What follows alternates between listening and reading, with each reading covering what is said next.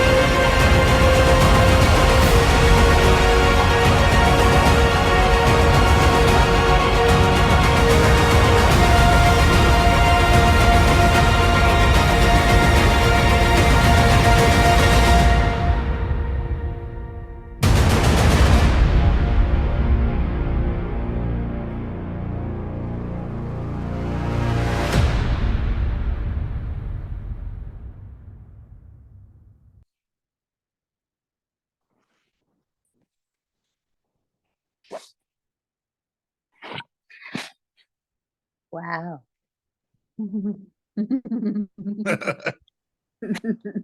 I love your little intro video. That was awesome. It was so amazing. A part of me is like, I should totally send this to Carrie. I was bemoaning to Jesse how the day took so much out of me that I was having trouble being in the right headspace to get the most out of the night. That fixed it. Nice. Thanks for the YouTube link, because I am totally going to watch that again. Oh, good. I think it'll be the way that we start or end our games from now on. So, and it's gonna evolve. So, I got jealous on y'all's behalf while getting ready for the Ajaran story, because I updated the Endless Caravan video, or made another intro for the Ajaran story, and I was like, oh, this is such a it's so good. And I love what happens in the room when that plays, and when it gets done, it's like all of a sudden there's a party in the room. Do you know what I mean? Like a group. There's a group in the room instead of people wondering what the hell's going on. So welcome to In the Eye of, a Solar Exalted story. In the Eye of the Dark, Act 2, When Peony Blossoms Fall. Chapter 15, Island Rain.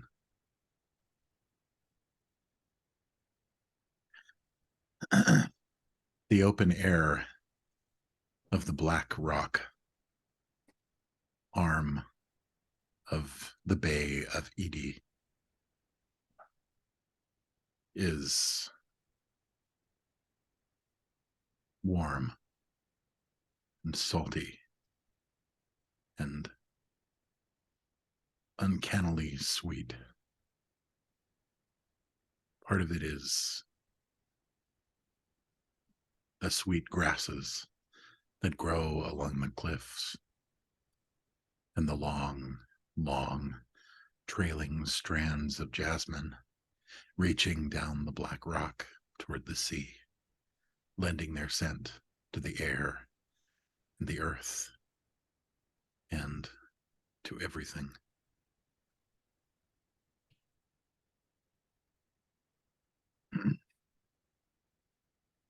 Flaking,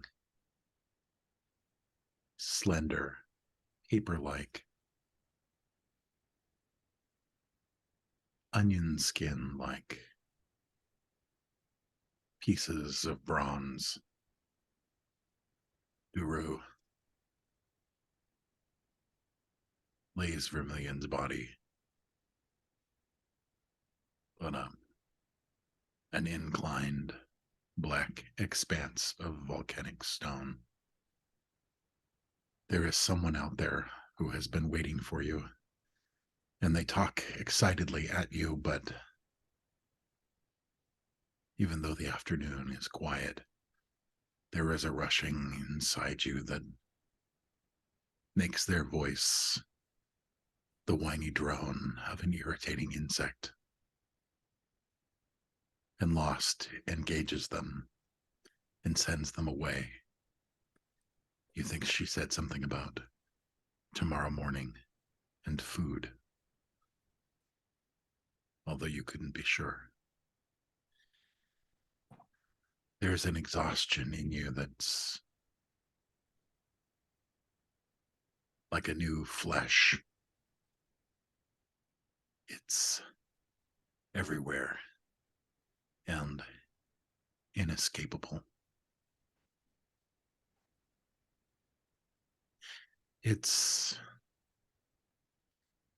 There are clouds, strange pink clouds. It must be the sunset caught in the clouds that the volcano wreathes herself with every afternoon.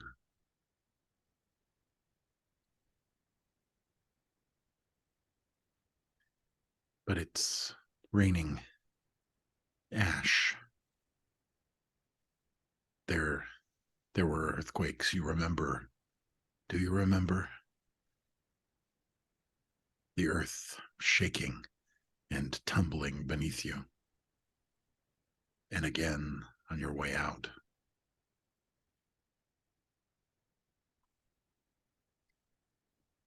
You've all come to a halt.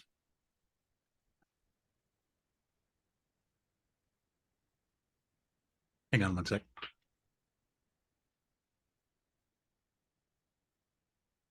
Hello, Russell. Sorry. He's okay. The Hounds of the Baskervilles were paying tribute. You've all come to a halt, waiting for nothing or something. Lost walks away from you, all of you, at the same time. No matter where you're standing, she's walking away, and her strides seem impossibly long, devouring the distance, as though distance had a different meaning for her, and quickly growing small. and vanishing from sight.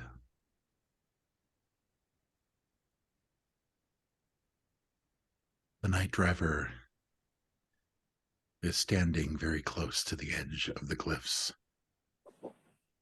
looking down into the waters of the bay as though their clear cerulean were a personal insult. But maybe it's at the ship that's sailing up the inlet.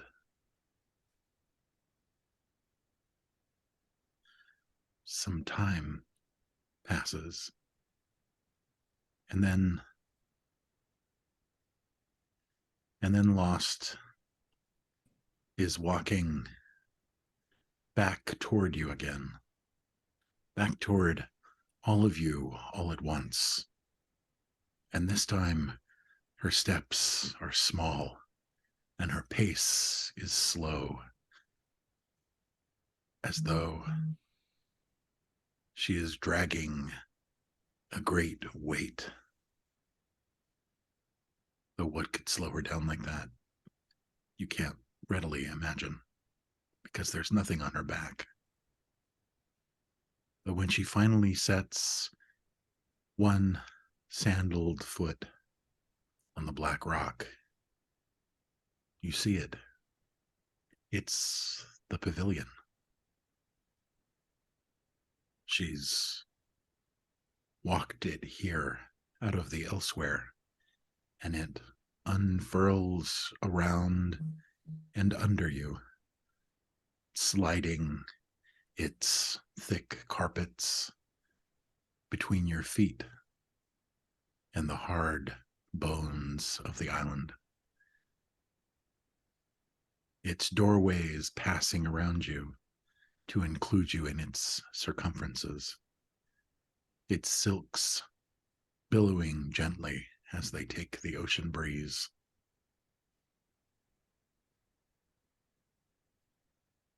There are chairs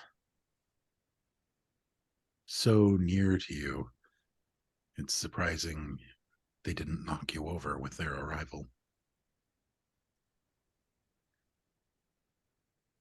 There are small plinths in the realm style, whose tops are covered in small treats, grapes, cheese, some complicated pillavs that you couldn't give a name to, ewers and decanters and cups made of bone and ivory and pewter.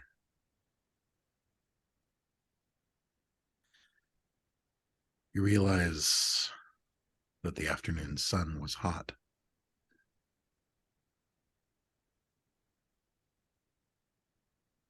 But the coolness of the pavilion doesn't offer any relief.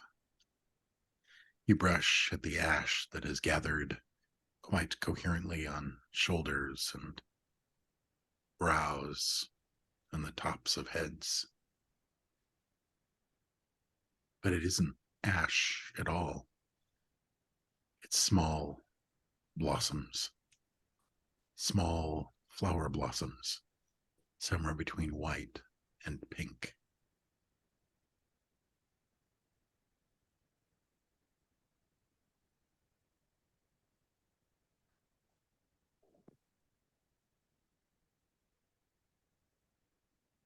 The night driver turns away from the sea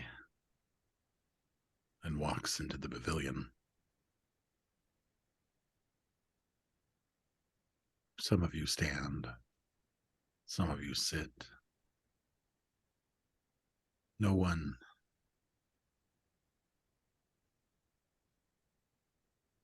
touches a grape.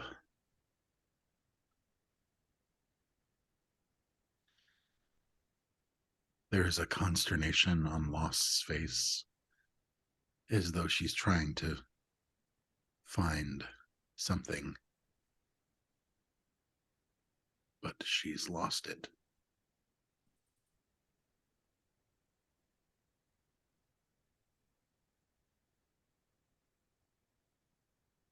Jude.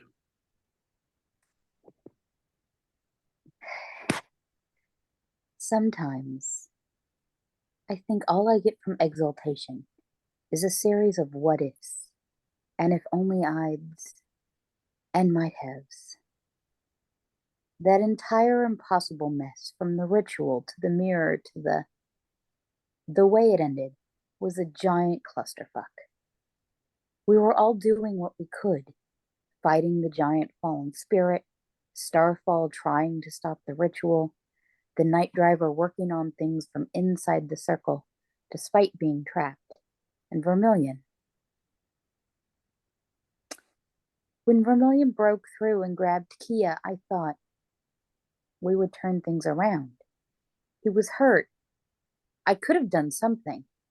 He fell, but I have been able to put him back together. And then the world broke, in a way that it didn't when the night driver drove the whole ship under the ocean and into the underworld. In a way it didn't when we met an impossibly ancient fae who filled me with terror for the day she stopped feeling bad about the things she has done. In a way it didn't when we found the machine under the lunar edifice guarded by Mother Crash, who would listen to no reason. The sorceress we rushed out here to save, she stabbed him because she was possessed. Of course she was possessed.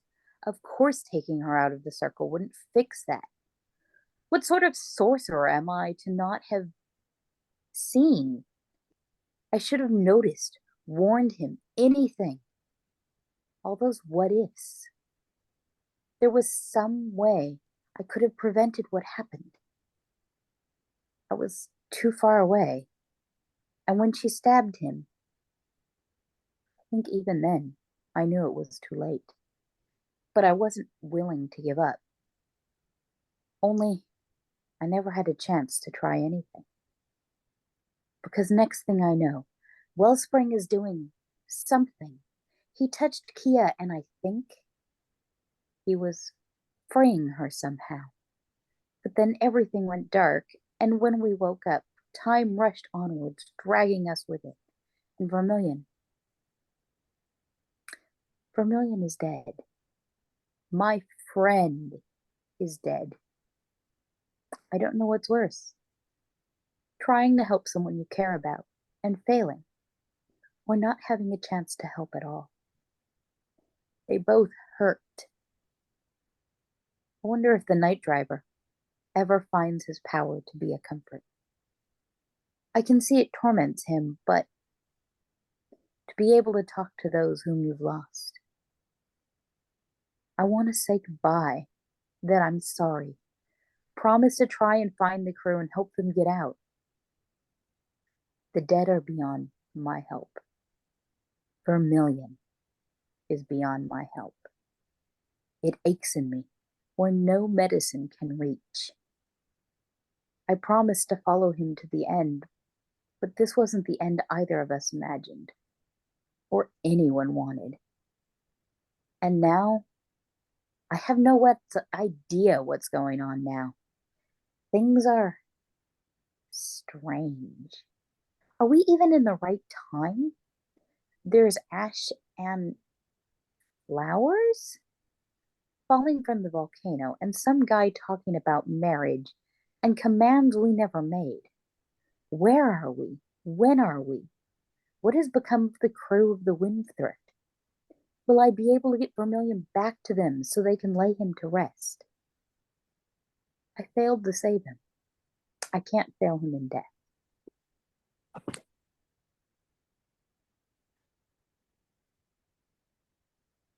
Oh, so good.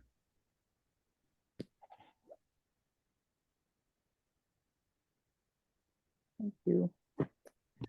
Agreed. Jude, I think, looks up at everyone, looks around at everyone, looks at Wellspring and says, and it lost. If we're gonna be here for a while, You're still injured. I let me do something about that. It requires resting afterwards for the rest of the day, but That's fine. if we have time for that. I'm happy to take rest on doctor's orders.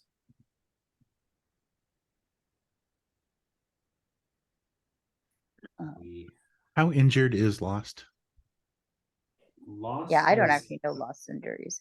Lost is a single X. X is lethal. Oh, right. Yeah. She does. She has one lethal. That's it. Okay. Wellspring has 3. Yeah, Wellspring is the most. Jude probably needs to treat himself too, although I think that's a little more challenging. I appreciate your kindness, Doctor. But your ministrations are not required. My body is more obdurate than a mortal frame. Yes, of course.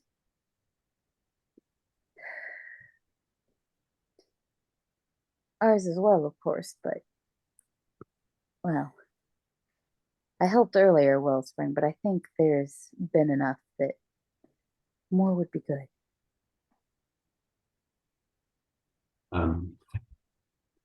Very well. Are we ready to take that kind of rest? Do we have that time? Yes, that's the question. The world is broken. I don't know what's harder, that or people. Yes, says the night driver quietly. Something is wrong and we should find out what it is, but I'm not hurt. If Lost isn't hurt either, it might be good for you to rest and us to see what we can find. Very well. That makes sense, yes.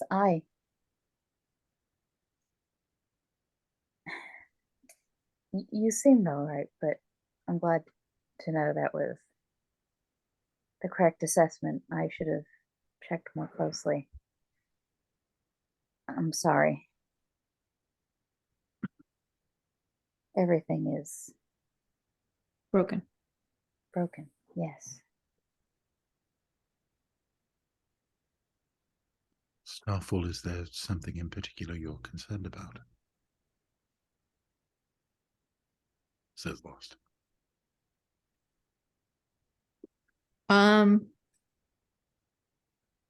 There was, and I'm trying to remember the details.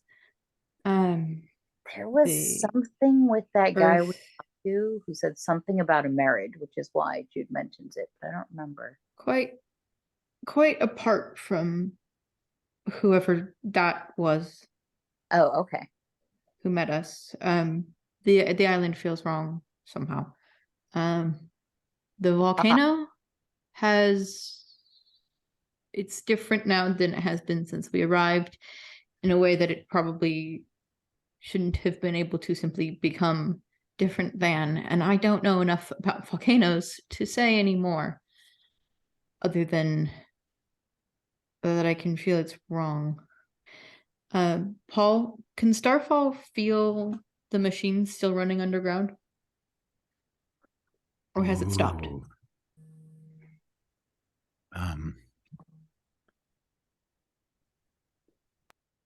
Make a perception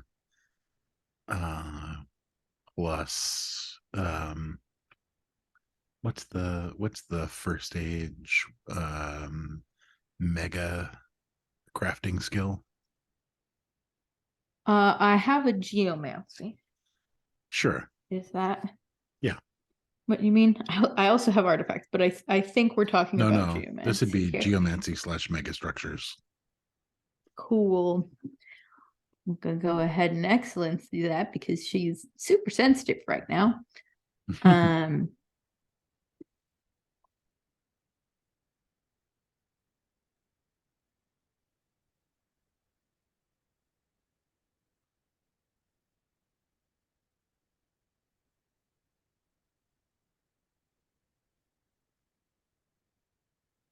Oh boy.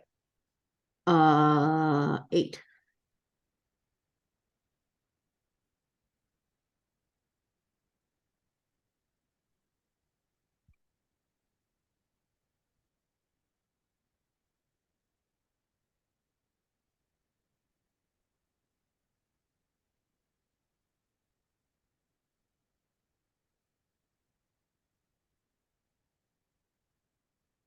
Hmm.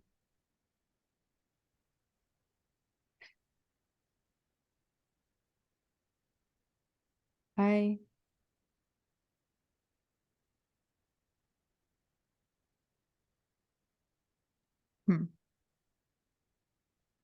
At least some things are not broken, but they are still strange. The machine is no longer um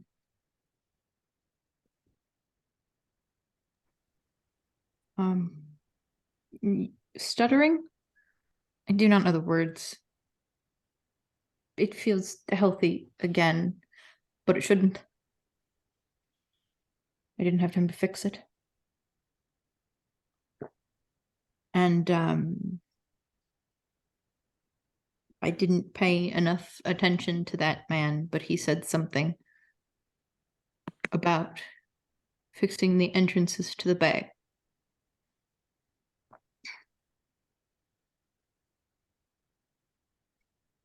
He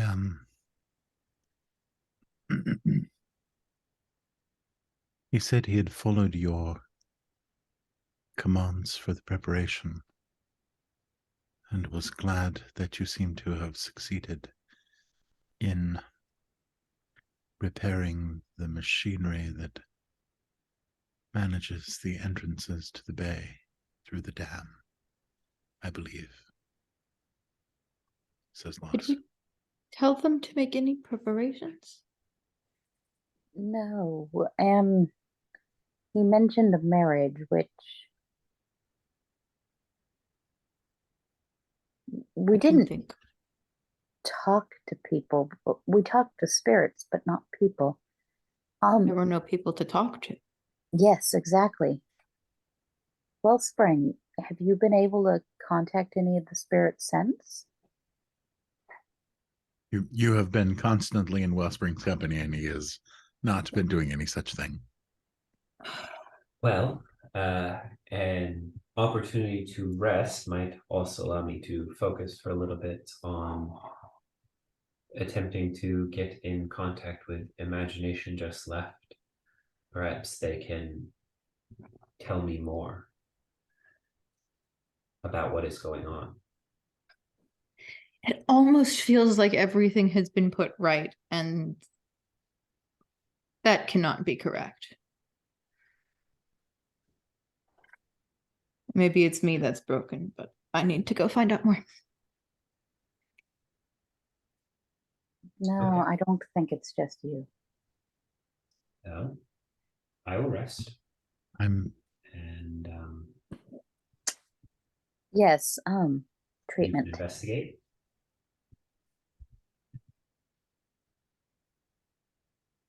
So before we continue with that conversation, or maybe we continue that conversation and then we do the medical treatment. That sounds like a good idea.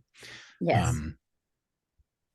Lost blinks, and there's a strange energy in the slate green of her eyes as she looks around the pavilion and looks at you and seems to absorb what you said about everything being set right.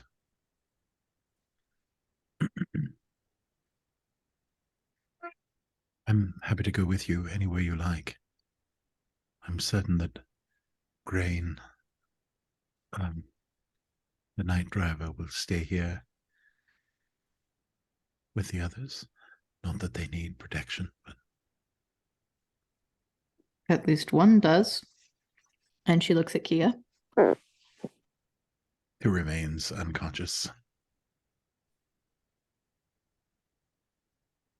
Right. Sure. Right. Yes. Yeah. The night driver seems to sort of snap out of a kind of waking dream, and he looks at you as you say that. And of course, you can't, as ever. Even though his hood is back almost to his hairline, the shadow it casts is too deep to see the upper part of his face. And so all you can see is his mouth, his lips thin into a small frown. And he looks at Kia and he looks back at you. Something.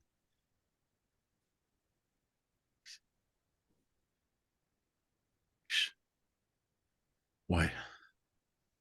Why doesn't this should feel like victory, but it feels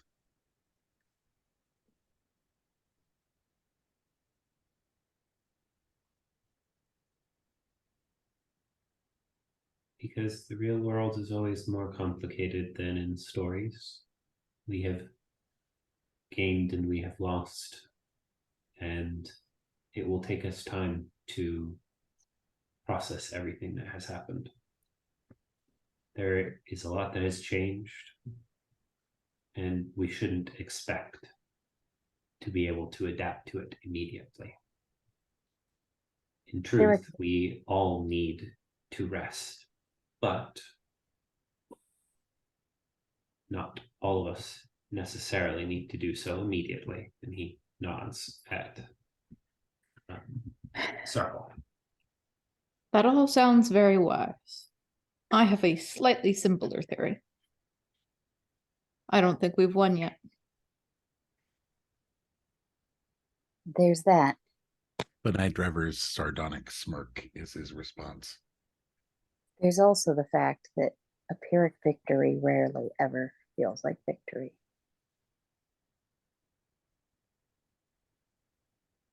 In a way, we lost as much as we gained. So, more to some of us. The night driver moves to Kia's side, and there's a bowl of clear water, decorated with paintings of small paintings of lilies.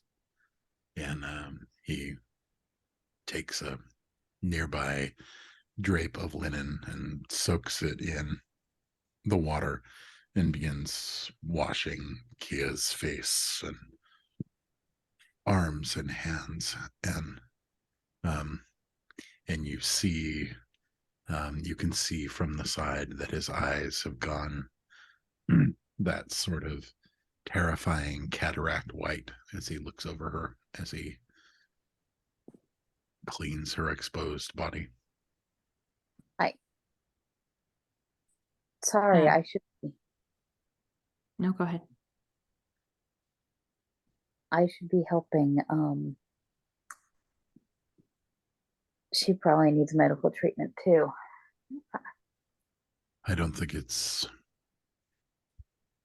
damage to the body that keeps her this way. No. You should But tend to Wellspring. all right. Yeah. Him first. Starfall, you were saying.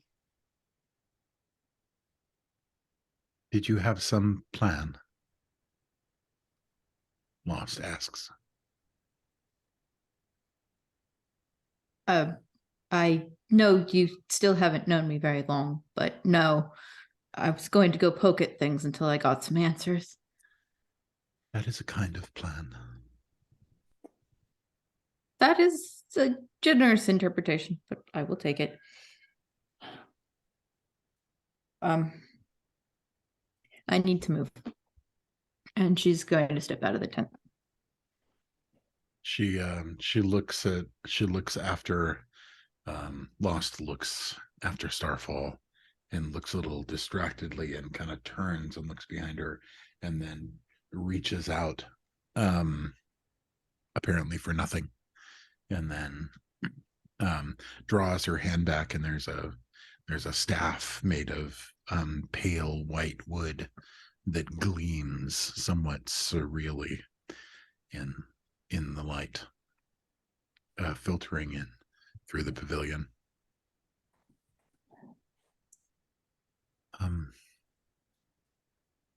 Jude, you'll find any extra supplies you require in the small antechamber in the pavilion. And she gestures to a cluster of curtains that doesn't necessarily look like a doorway, but apparently is.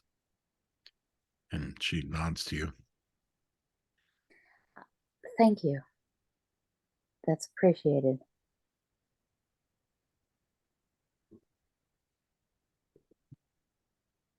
She looks at Grain for a long. She looks at the night driver for a long moment, and says, "Night driver." And he stops where he's holding her right hand, and there's blood in all the lines of her palm. He turns and looks up at her. Yes. Genius.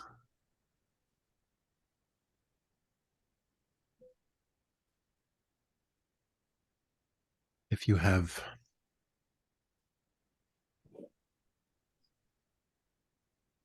resources to call on, this might not be a bad time.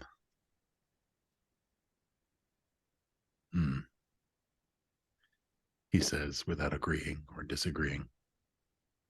She nods and whips the staff lightly behind her back and walks out of the pavilion, quickly stalking after Starfall.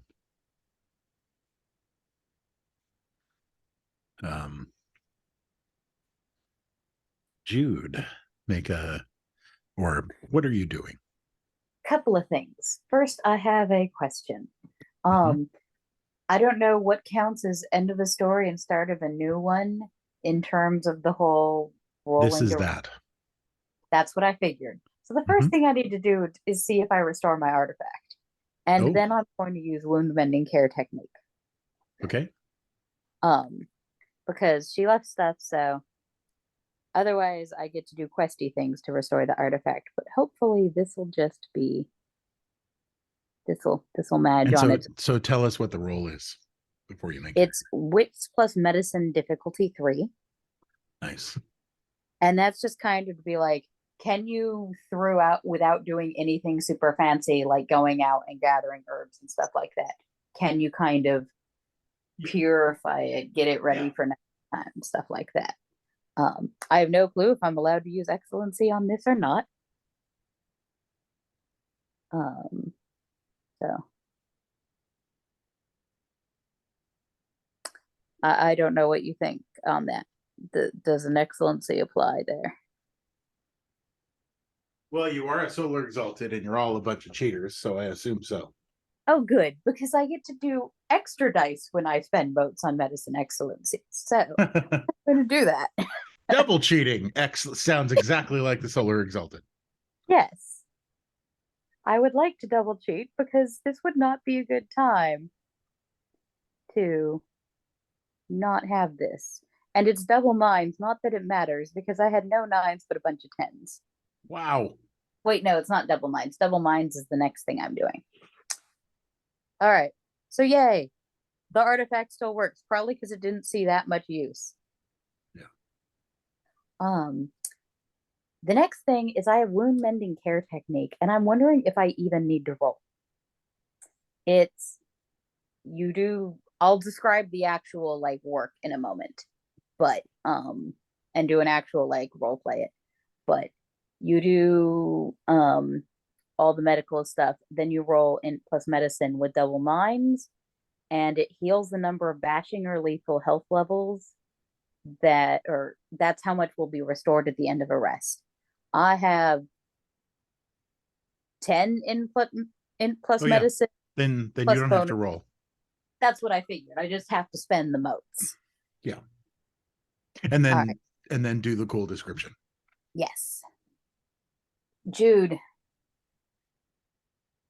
shakes himself. You have moats left?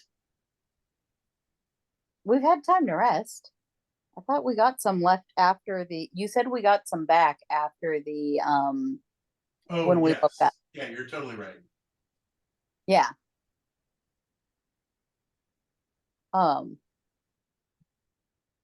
If it makes you feel better, I'm also spending willpower. So, lots of things getting spent here. Jude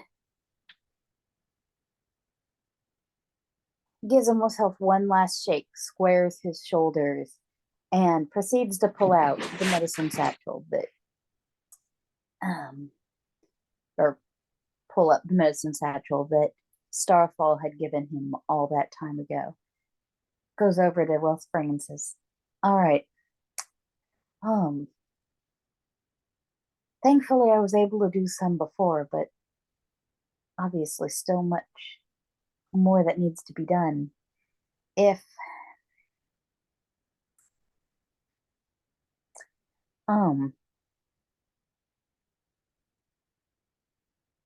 thankfully at this point it'll be a lot of applying medicines and poultices and bandages. The earlier term helped with the bleeding and such. I know you tend to be interested in things. Would you like me to describe what I'm doing while I do it? I'm learning things. If it will not get in your way, that sounds lovely. Then I can do that. I thought it might be something you would like, and perhaps it'll be grounding as well. So he proceeds to look over each of Wellspring's injuries, and for the bruises, all right, so this poultice here, which is a first aid reagent, apparently, this artifact is kind of amazing, really.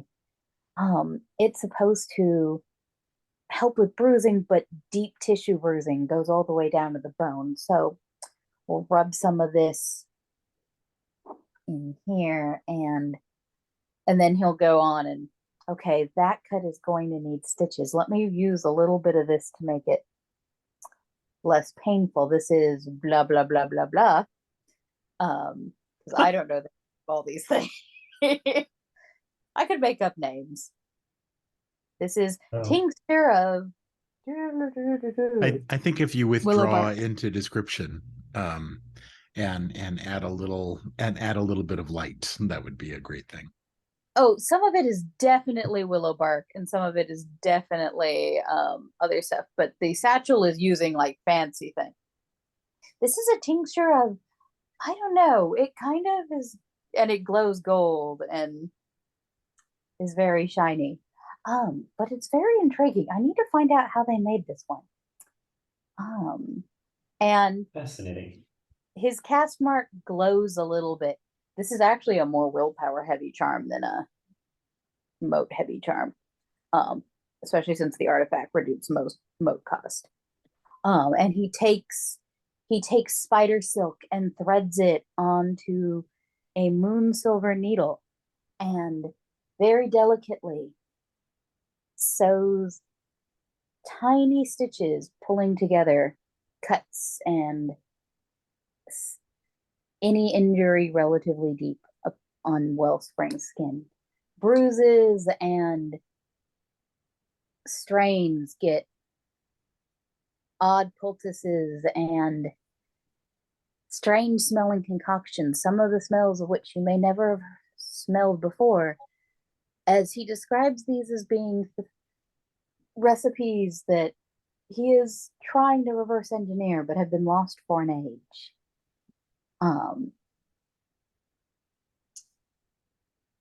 And he's slowly spreads those among the different wounds. The slight glow of his cast mark lighting up what he's doing, making it just a little bit easier to see more closely. And yeah, wound mending care technique. I think the entire time Wellspring is nodding along where he can, occasionally asking a question. Seems generally his normal inquisitive self. Though inside his own mind, or someone who could very skillfully read his intentions might realize that he is doing so probably more for Jude's benefit than his own, to give the doctor just that much more to focus on, to be engaged in, as well as to take the opportunities to go, yes, I see, you will tend to that wound that way. Is that the same technique you might use on that cut you have there? Gesturing to Jude's own body to remind him to be sure to care for himself as well. Oh, right. Yes. And when you remind him, once, he's definitely going to take care of you first, but he will, Of course. Eventually stitch him his own self. Actually, I'm not sure that he will. Yeah, he probably will. This is a part of me going, there is a way that is more efficient, but it is meta that it is more efficient. In that willpower does not recharge as fast as other stuff, and Jude is low enough that I know that he would naturally heal if I just did the more expensive moat thing, but out of character, that's meta. So yeah, he's gonna do the same thing himself. I mean, Wellspring trusts the doctor to know the best way to care for himself. Yep.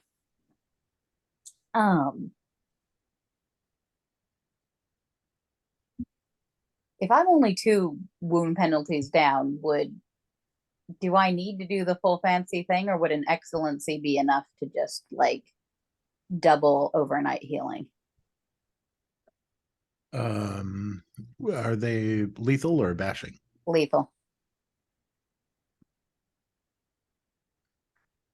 Oh no, actually, you'll probably be fine by morning. Cool. So then normal treatment would double it, because lethal is like 1 overnight. So Yeah. So yes. Oh.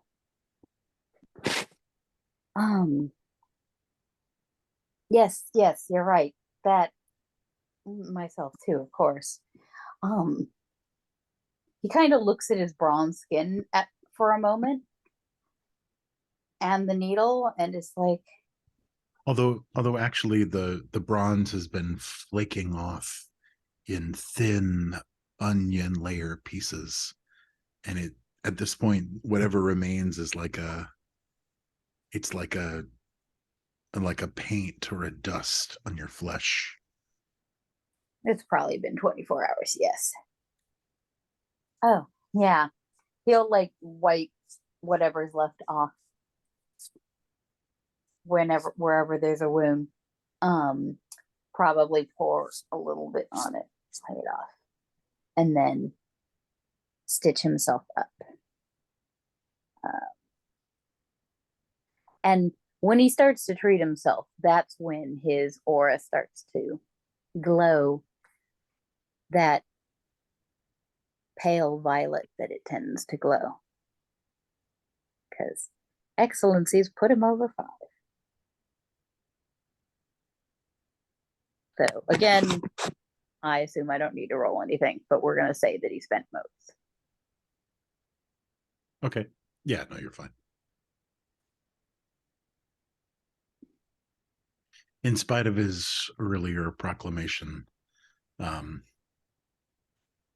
minute that you're done, sewing up the cut on your left arm, where one of the shards of the mirror slashed you.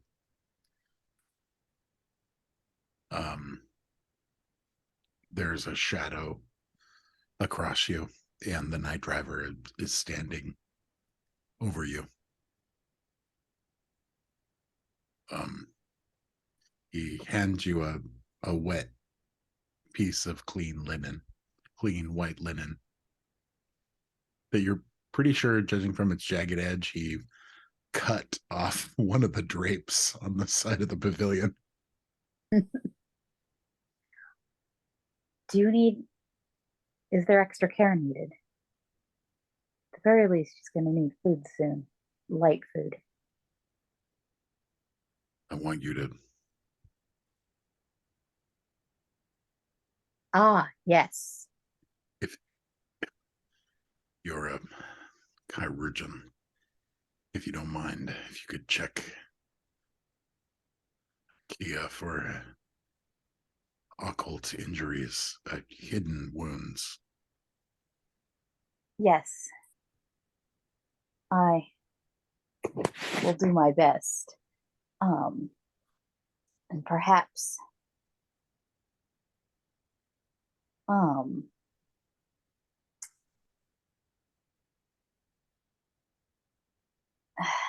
he kind of looks at the pavilion like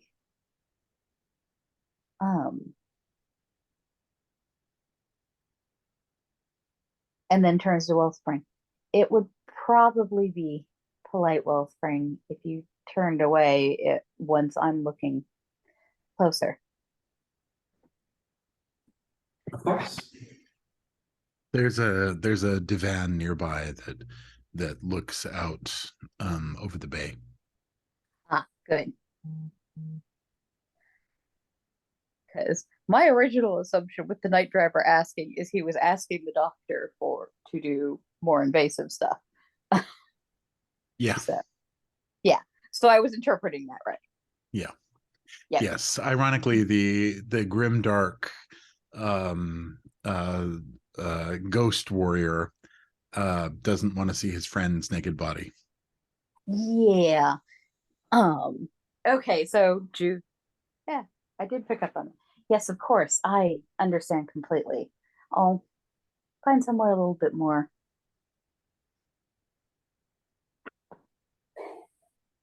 private and do what I can. So he will go over. Lost mentioned in alcove. He goes over and faffs at the back wall of the pavilion, and eventually his hand goes between the linens, and he pulls it aside and looks in and nods and comes back and says, "I'll carry her in there. There's a table and a divan." That would be perfect. It'll preserve modesty how we can. He lifts her like she was a child in his arms and turns and vanishes between the linens. You follow? Jude, go ahead. You follow? Yes, Jude Okay. goes. It's sort of it looks like a kind of multi-purpose like first aid room. It's sort of like it has a comfortable couch. It has a table, like a stainless steel table for more serious things, that can be sort of propped up, and it has a number of wicker baskets and trunks, each labeled with sigils of the old realm, some of which you recognize, some of which you don't. And the night driver sort of looks around the room, looks at you, nods, and leaves quickly. And unsurprisingly, the small space brightens considerably once he's not in it. Ah, yes. And then meanwhile, out in the larger space of the pavilion, the night driver walks over to you and interrupts your reverie. And he's got a ewer in one hand that's sweating and smells vaguely sweet, and offers you Wellspring a pewter cup. What is this? He holds a pewter cup himself and fills it so that only the surface tension of the golden liquid is holding it in the cup. And then he gestures to you and begins to pour into your cup as though to say, "Tell me when it's enough." He will say when at appropriate time.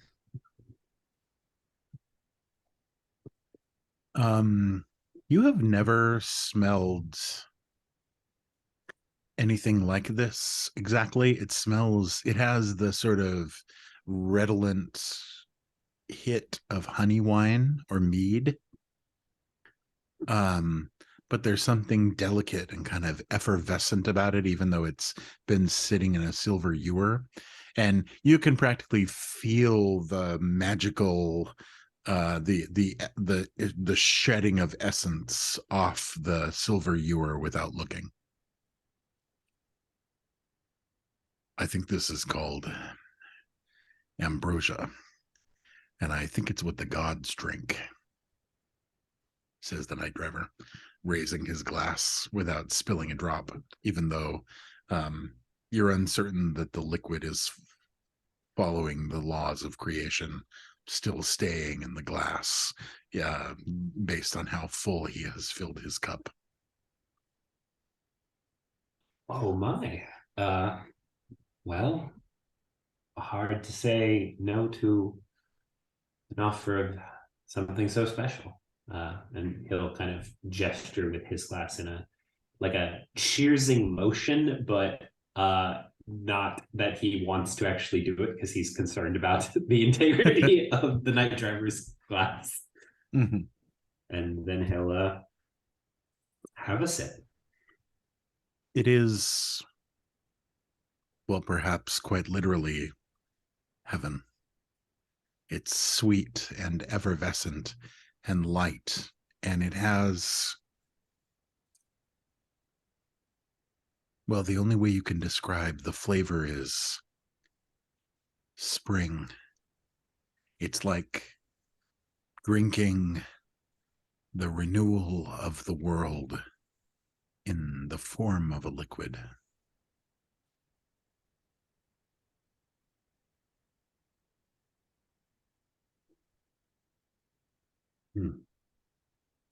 The night driver takes a gentleman's sip, and you see him, as though it were a fire liquor, open his lips and suck air between the gaps in his teeth. And his head sort of falls slightly to one side, and you know exactly what he means. And then he raises the glass and downs it in 4 long swallows.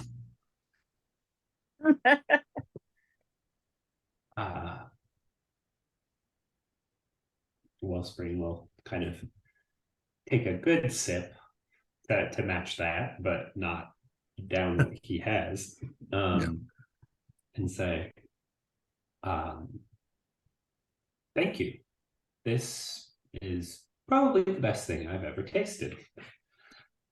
How did you come upon this? It was something that's never been in the pavilion before.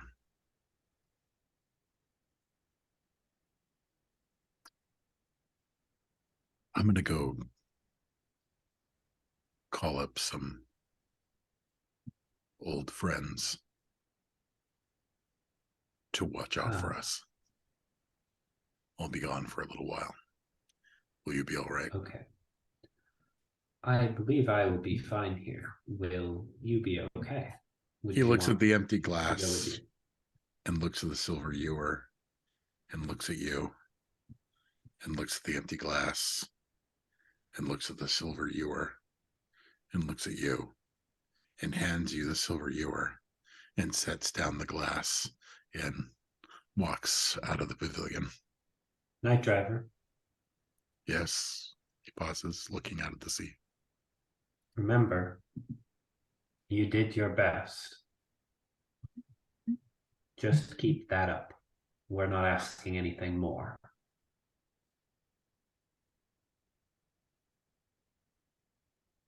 He turns so you can see just the tension in his jaw.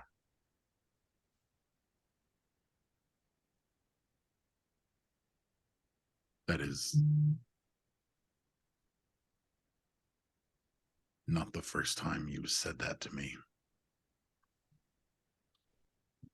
And he walks out into the jasmine perfumed evening.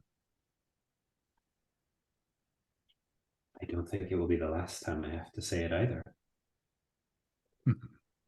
I say after he is out of earshot, Right. muttering to himself as he kind of lies back to rest and sip what remains in his cup.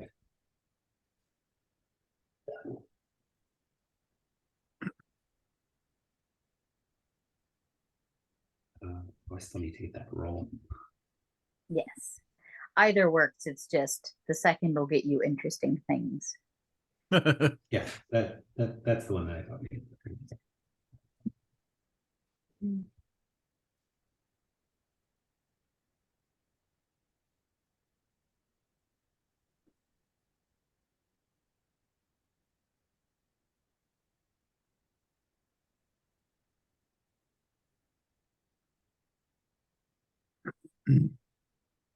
Do I say the results of this out loud or do I message him? I think you should message him directly. If you could include me, I would appreciate it. Happy to. 4 successes against Jude's 2 guile.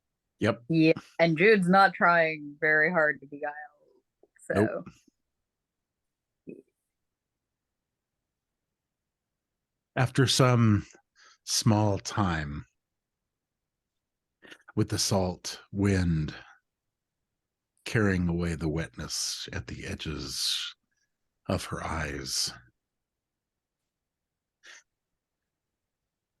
and the hum of the engines of Edie running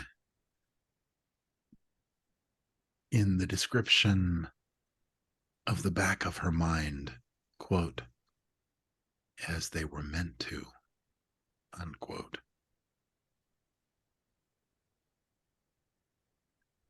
Starfall becomes aware that Lost is walking along beside her. Which handed is Starfall, left or right? Starfall is ambidextrous. Do you see how you are? Hmm? Nothing. Yes, I see how I am. Unfortunately, I took a specific merit about it. Right? No, I love it. So then on you realize that Starfall realizes that the Lost has come up on her left and is walking like half a pace behind her. And you're aware out of the corner of your eye that Lost is carrying a luminous white oak. What looks out of the corner of your eye at a casual inspection, therefore almost certain to be true, to be a white oak staff, kind of held against her back as she walks on the opposite side of you. I think Starfall sort of stops when she sees the staff and then like forces herself to keep walking. She is tying a bundle of feathers together and sort of sticks them away into a pouch. And goes, I'm afraid I don't quite know where to start. The The manse is open. The machine is running, as it should be.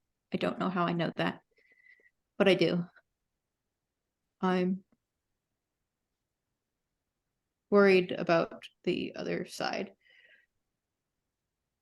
Very worried, based on what he said to us, which I only vaguely remember. The other side of Something what? about the bay, the solar refectory. He said something yes. about. He said something about something that reminded me of sacrifices. Something we would not have asked for.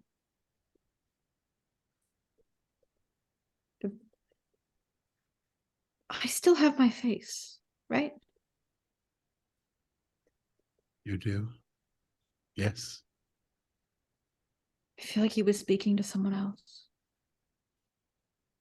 He probably Um, was.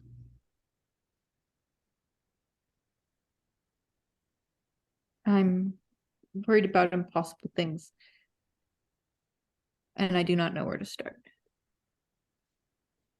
For once, I don't know how much more the machines can tell me. I am perhaps more comfortable talking to spirits than people. So the father of Boris, what was his name?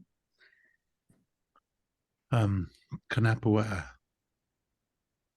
I believe. Him, perhaps. He's, Yes? well, the last we saw him, he was on the east side of the volcano, going to harry some dark spirit at the old temple on the island.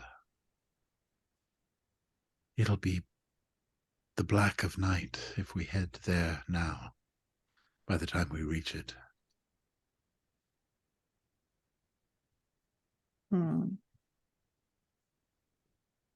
I suspect I will get scolded if I rush off to talk to a temperamental god in the dead of night while our doctor is convalescing. I still want to do it, but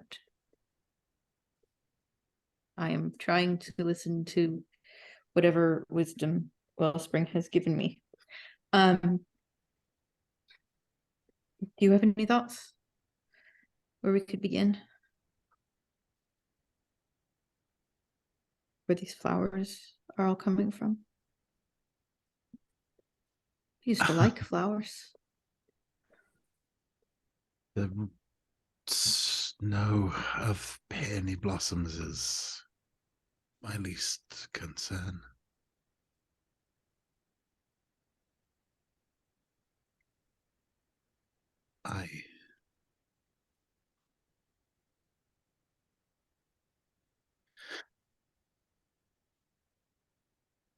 It has been a very long day and night, and day again. If there is something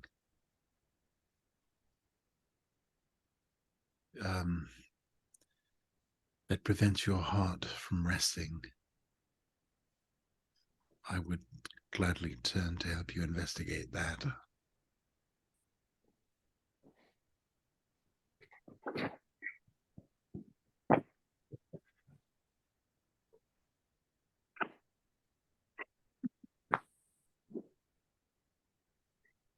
No. It's all a distraction. Really. I didn't even know Vermilion that well. And I didn't let him know me. I'm bad at that these days. Have been for a long time. But he was oddly protective of me. And I guess it reminded me of times gone by. And I find myself forgetting how to breathe again. But machines I understand. And the world, it gives me something to look at. And if I stop and think too hard about myself, I wonder if I won't just stop breathing.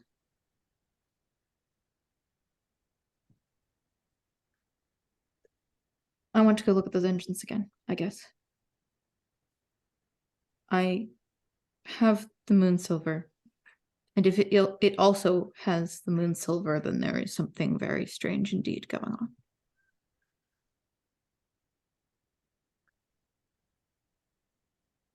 I think I can find my way back down the crevasse that led us back to the surface.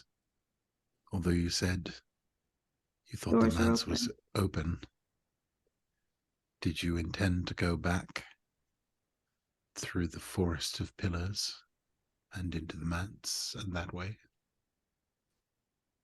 If the door stands open, I wonder how many obstacles will truly stand in our way. My dread of this place has drained away. So It there was is that. possessed. It was possessed, it seems. I don't quite know what by. Let's go see if it will let us approach. Her lips work as though she wants to find a way to ask you a question, but she doesn't.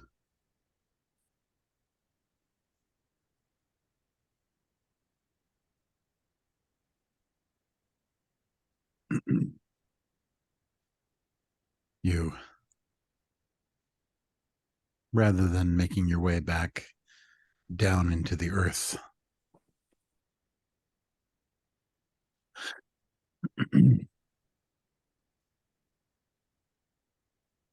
you make your way back among the forests of black pillars and the places where they have grown together, covered in sigils. And although you don't read the sigils and strange signs, you know they're different.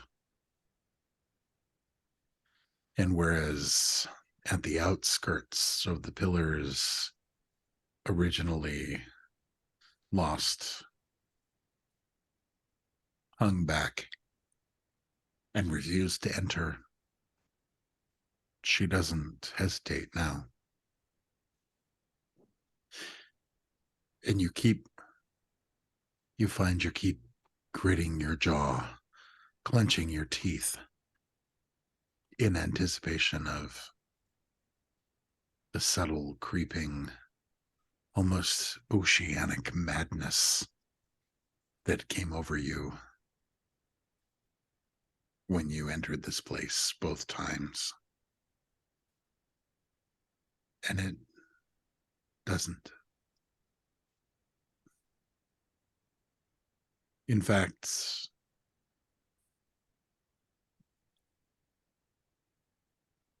you keep finding yourself thinking kind or generous thoughts toward yourself.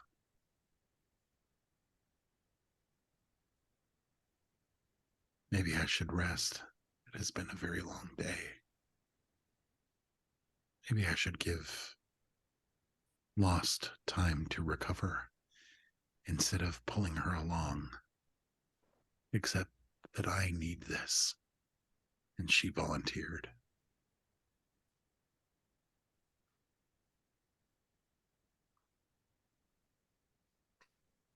And before you know it, you find yourself in a small black plaza with thin, semi-translucent green jade panels among the black rock. And there are two large black iron doors standing open, leading into the black lunar manse. It's dim in there, but you can see something like maybe a work table and some large chairs, something like that.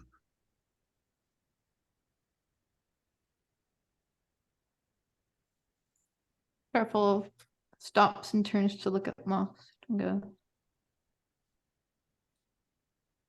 now that you are walking here with me, it strikes me as odd that you could not do so before. Before I would have called this place law. And I would think a place like that would welcome you. But it has stopped being that somehow. And I see a workshop ahead.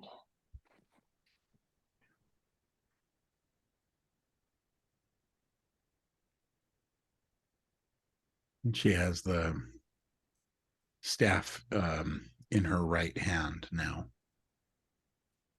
And her eyes seem like luminous agates as she regards the interior of the lunar manse.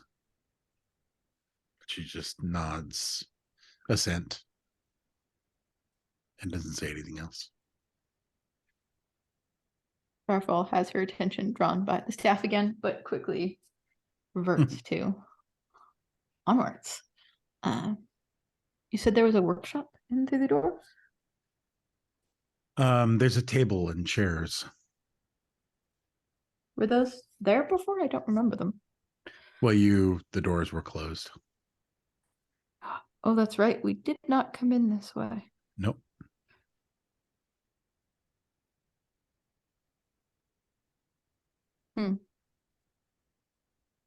I hope I can still find my way to the heart of it. I'm less than used to walking in through the front door of one of these. Normally I'm crawling in through whatever window remains.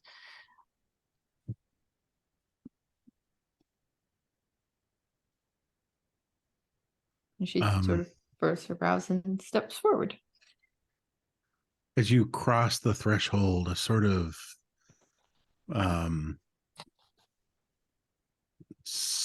sense of sparks and light passes over you. And then you're standing inside, and you can see there are small, in the vast dome, suspended from its interior, there are long, slender silver chains, maybe 100 of them, and they're all at their ends holding what look like crystal representations of the moon in all of its phases, full and crescents and half moons, all in a sort of milky white crystal. They all seem quiescent in the evening daylight streaming in through the door.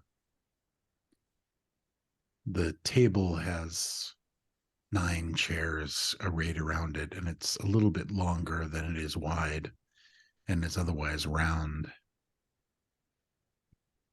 And its surface is a perfect marble white. And there's a map of the island laid out on it, the parchment map held down with round half moon pieces of quartz at each of the 4 corners. And it shows more or less the island that you know, except there are drawings around the periphery and at several places across the island, obviously plans for future projects, or maybe projects in progress. Docks and something out to sea beyond the dam, and something in the belly of the bay and something on the shore is the volcano, and something on the other side of the island, like a port, maybe.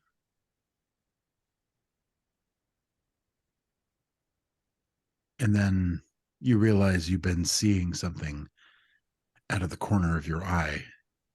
It's the largest seat at the table with the highest back. And there's a sigil of the changing moon set into a hump at its top. And scratched, or maybe a better word is painted into its surface in flame tongue, is this is all a lie.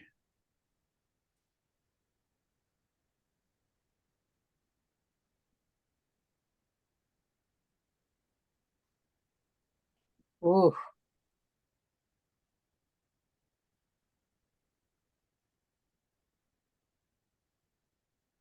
And Starfall nods. And turns. But are there doors in here? Are there stairways down? It's a large space, and there's a number of bookcases and dividers and seating areas and curtains. And so it's difficult to make out. And then in all that chaos, you know where the spiral staircase down into the depths of the manse is. It's obvious.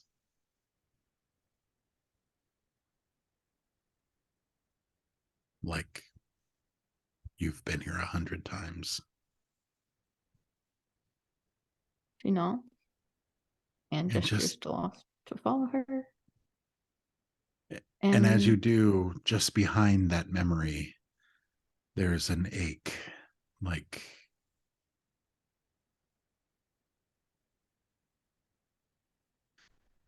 knowing there used to be another color in the world, and it's gone now.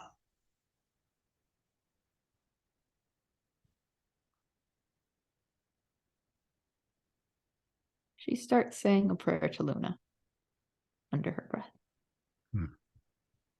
Also in fire tongue. What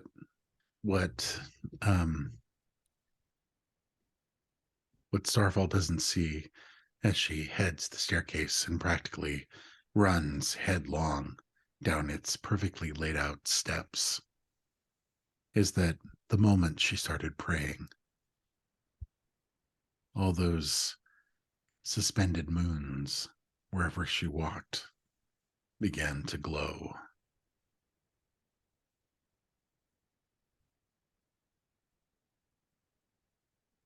A long time later, in the thrum and crash of the machine room,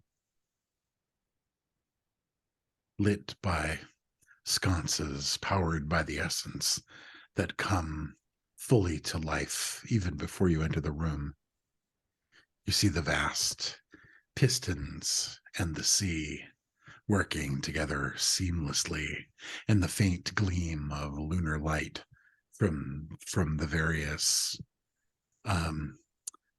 floors of the support machinery intact, the pistons running smoothly on their chains in the spaces made for them and held for them, as you know, by hidden wire made of the lunar metal. Everything seems well here. There's no sign of the conflict with Mother Crash. The seaweed detritus, the holes ripped through the various suspended floor grates that hang one above another like a strange empty cake in the room. there isn't just one control pillar alive with sigils. There are three, one on each of the floors, and they're lit up with slow moving sigils and symbols in the dark glass that whose meaning you can almost taste.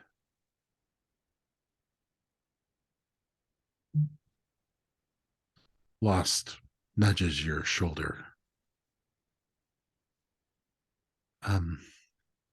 Stoffel, we've been here for quite some time now. It's time to go back.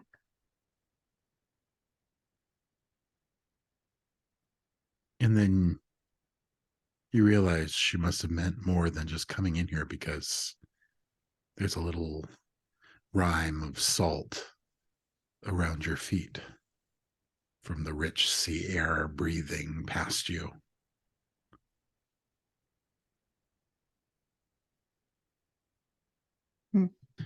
Meanwhile, back in the pavilion.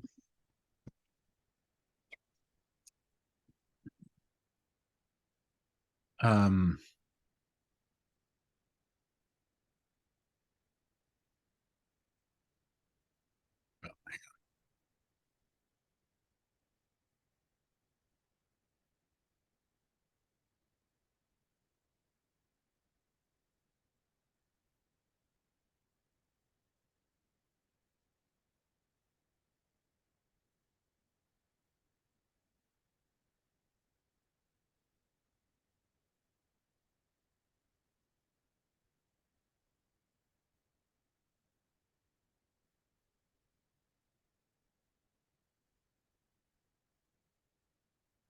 oh,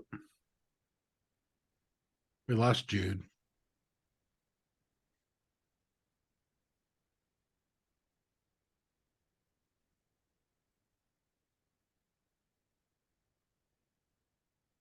Uh-oh.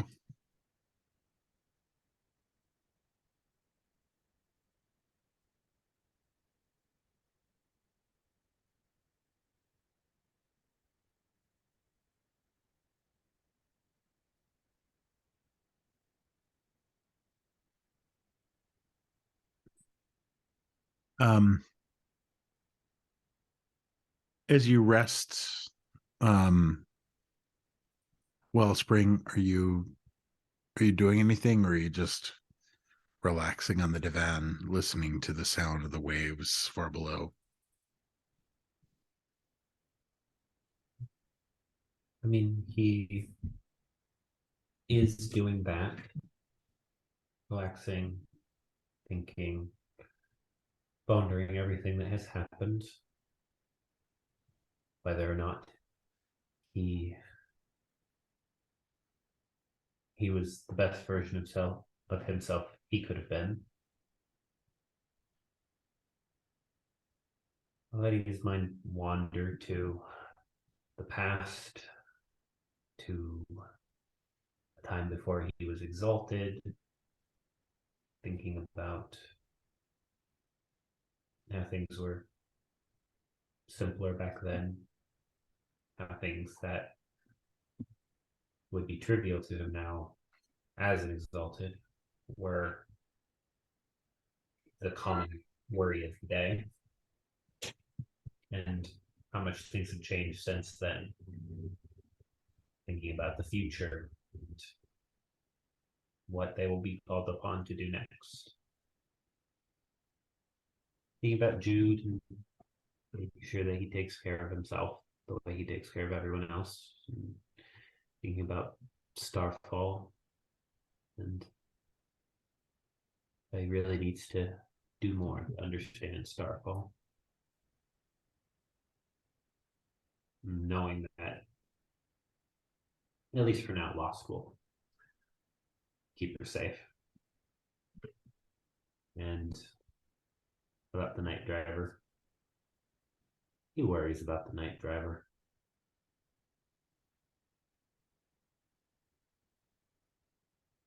But he has to rest. As you drift, supported by the kindness and the strength of the ambrosia. Your bodily worries fall away, and you find yourself thinking about constellations and the way the maidens of fate are said to move the stars themselves with the looms of fate to signal to the wise what is coming. And you realize that the sun has set and a gentle western night has claimed the world.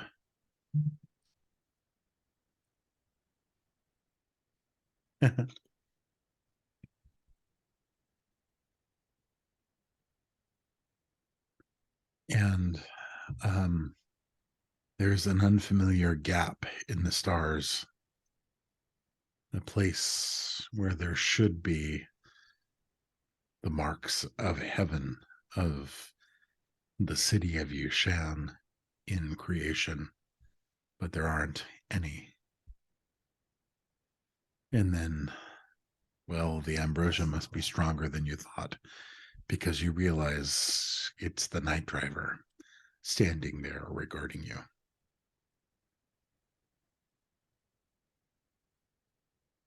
Hello. You're back. Yes. How did it go? Oh, fine. We are watched until the sun rises. That is good.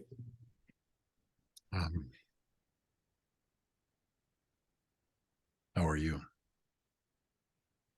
And obviously, somehow asking you how you are is an effort for him. Well, it's being smiled. I'm tired. Today has been a lot.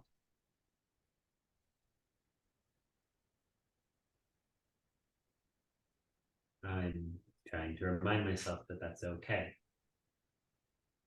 That I'm not a god.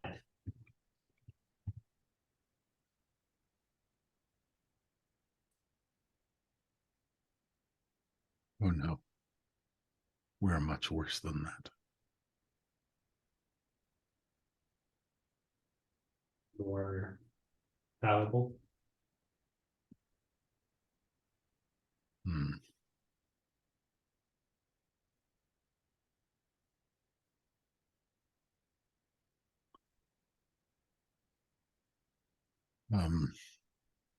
Big Grain, Yes. what's your take on psychedelics? Oh. Trained by sanction. Well, that's great chuckles.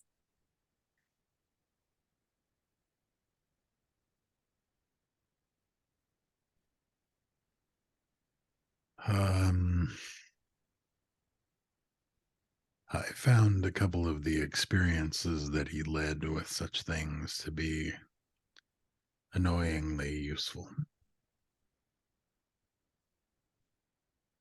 I found the same. The kind of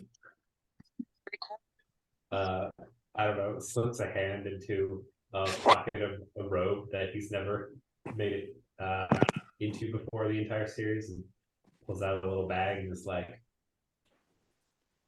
"Care to join me?" Very, very low. Just, I feel like we could use it.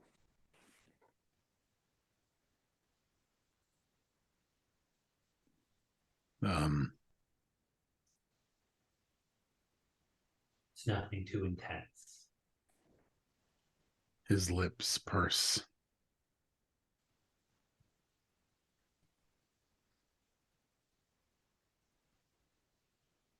Uh,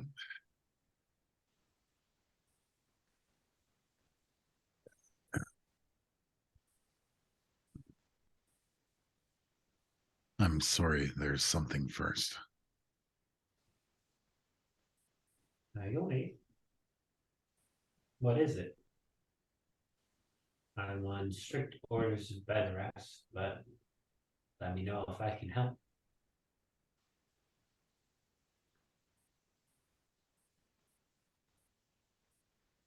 Vermilion's soul is caught in the shoals of the underworld. That won't do. Connected to I his can- body. He is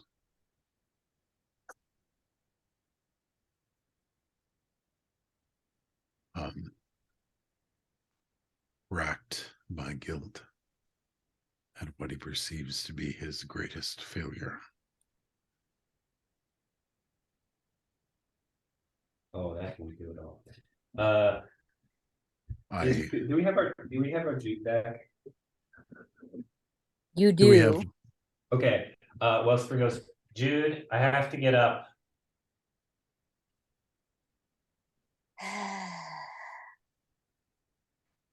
Jude,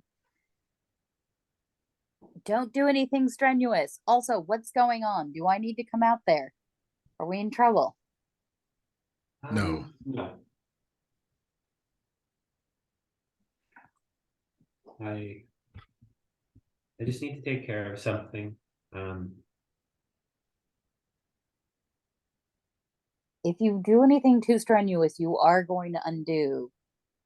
I do not intend to do anything physically strenuous. Is there anything I can use? Where's my... He gestures to where his walking stick is laying on the floor. The night driver stoops and picks it up and offers it to you head first. He also He'll take it. sort use of it. awkwardly offers his elbow. Wellspring takes it. Thank you. Yes, no, this will not do. Can you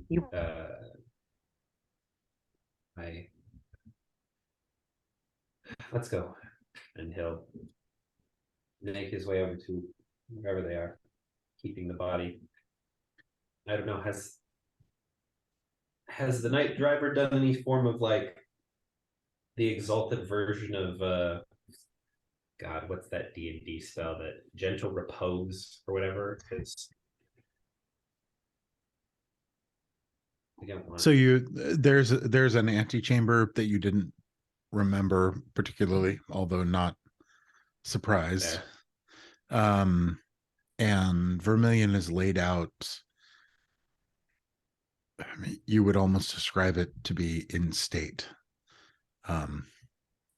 The slightly canted lava rock that Jude laid him on has been covered somehow underneath him in white silk. And there are a dozen fat white candles that have been arrayed almost in the shape of a coffin around him. And myrrh and frankincense are burning from a thurible hung from one of the stanchions of the pavilion above him.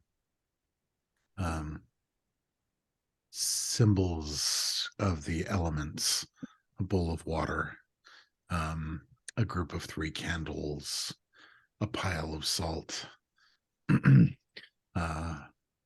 a branch with some febrile green leaves from outside, are laid out around his body. The night driver presumably has wrapped his neck and thorax and lower face in white silk. And his blood is not enough to have, or not vitriol enough at this point to have soaked through it. His wings, his arms are crossed over his chest, and his eyes are closed, and they've been painted in an old fashion. His eyelids have been painted with eyes, as though to see into the underworld. It's clear that Grain has, it's clear that the night driver has come out here and performed a funerary rite. And it had apparently no effect.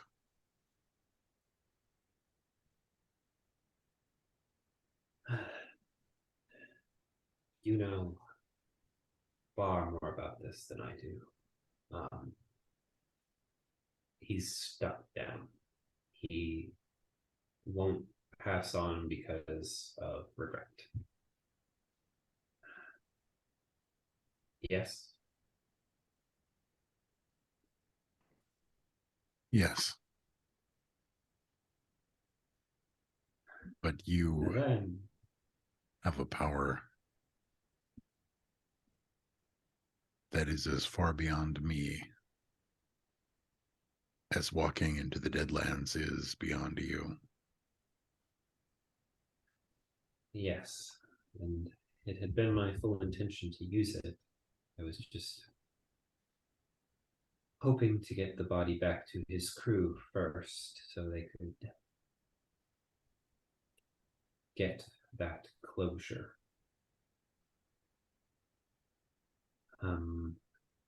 But I think there's something else I can do. Help me walk around.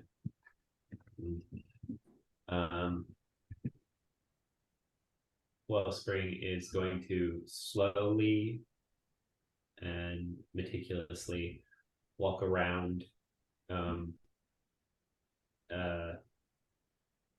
Vermilion's body and look at it intently.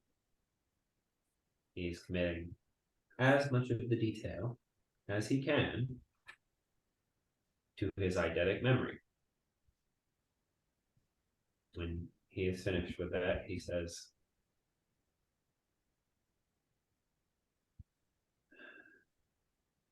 yes, I do not think this can wait, but Jude. Yes. Jude's in the back, I think, working on Kia still, probably. Do you have a moment? Yeah. Jude I emerges think- from layers of linen, wiping his hands with a large, rough linen towel. He walks into what is obviously now a funerary chamber, smelling strongly of amber and frankincense and rosemary and other powerful mendicants, and stops, seeing the body as if for the first time, and the candles and the preparations, and noticing how Vermilion's wings were frozen open by death, like a halo or a shroud.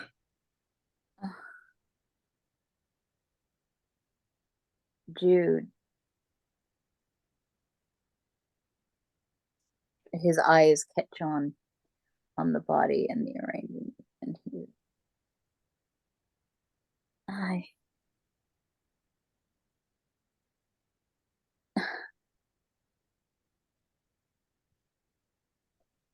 I'm sorry, I should have just come out of you.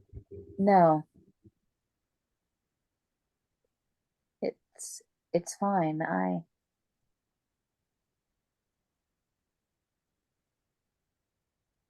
And he looks around and looks at the arrangements, and weren't we, this looks like, I thought we were going to bring him to the crew. They need to be part of We can everything. do that. But he's stuck. And I don't think he can move on. What do you until mean we let stuck? him go. He is stuck on his regrets. He can't feel anything other than that. He has failed us, which is of course not true, but I can't imagine any of us would feel differently in his place. Now, would we? Perhaps not, but of course he hasn't failed us. If anything, it's the other way around. He's the one who, Dude, you don't have to convince me.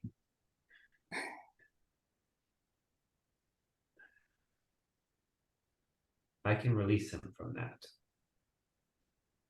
I can help him move on, but his body won't remain. You were the closest to him. I don't know that it would do him long-term harm if we allowed him to stay that way. He looks at the night driver questioningly. Well, no. The soul is imperishable and indestructible. But we know there are, or there have been, vile, corrupting spirits.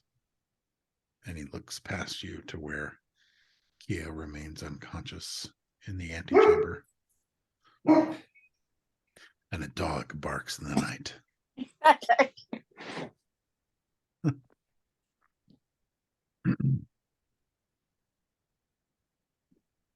But we know there are vile spirits of the labyrinth, or there were here on the island. You, Wellspring, drove one of them out of Kia. I don't think you destroyed it, or even drove it into the underworld. You just drove it out of her, which is a blessing.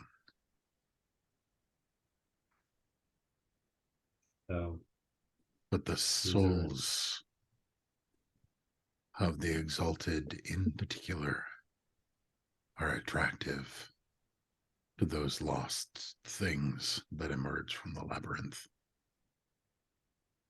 And so I'm a little concerned.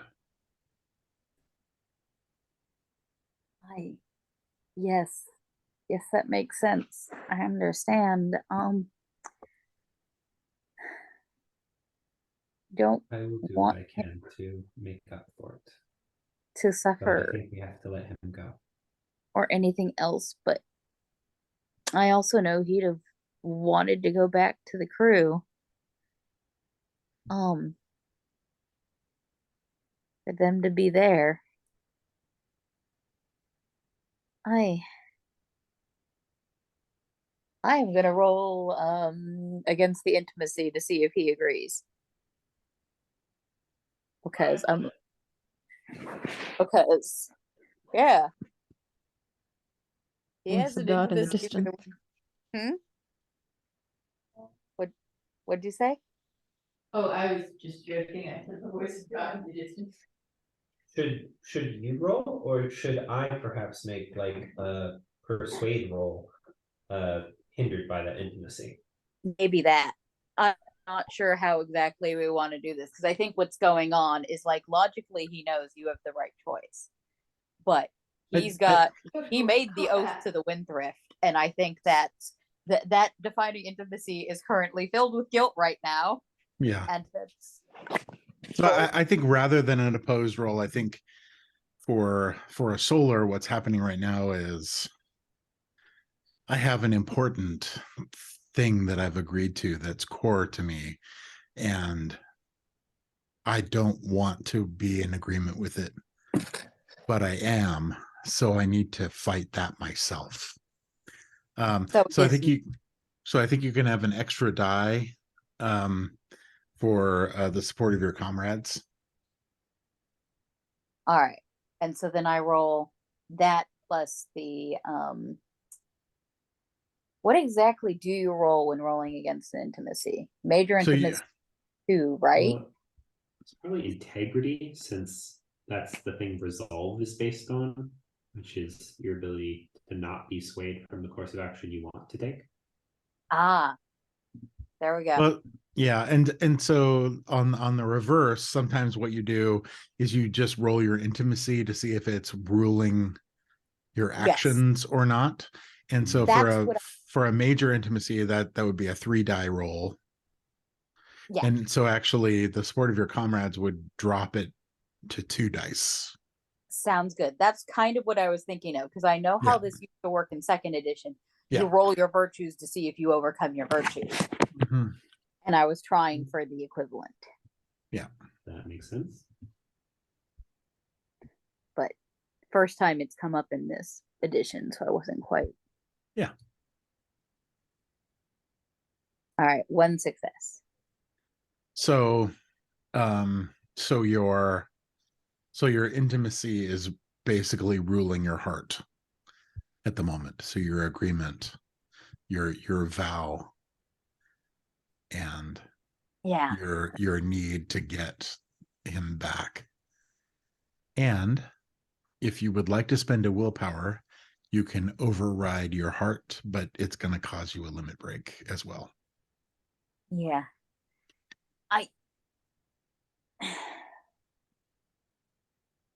It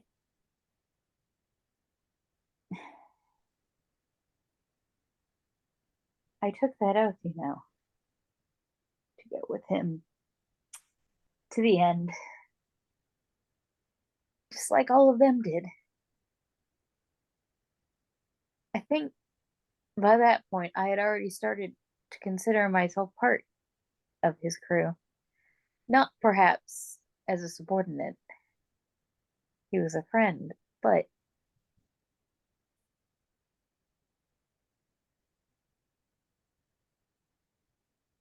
is one of them who was in my own way his equal, nevertheless. I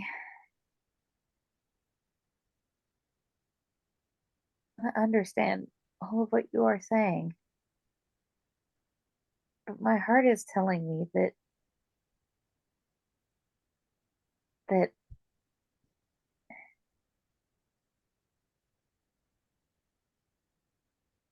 he would want to be laid to rest among with his people and by his people, rather. And he turns to the night driver. I assume you can't ask, or can you? But He is in a state like madness. He's consumed by his death. There's no reason in him. Not now, anyway. Jude releases a sob. I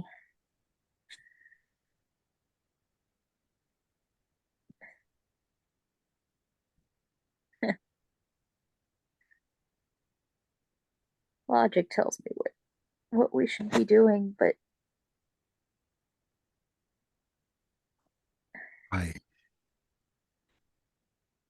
the night driver clearly wants to do something else, but looks between the two of you.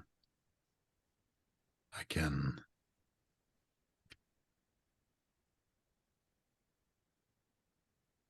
can use my hearts to bind his spirit to his body for now, which should protect him. would that cause you harm? No.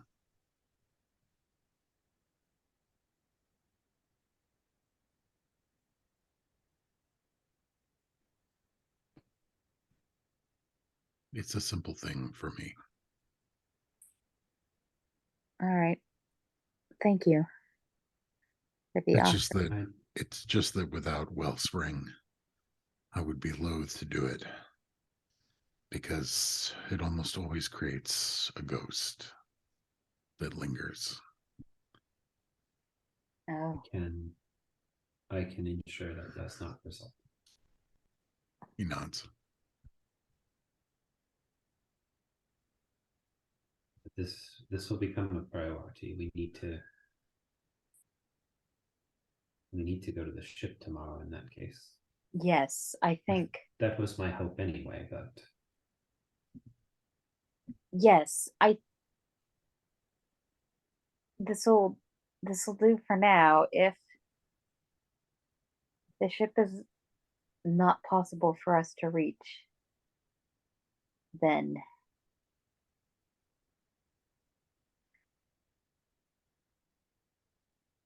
I'll have to think things over.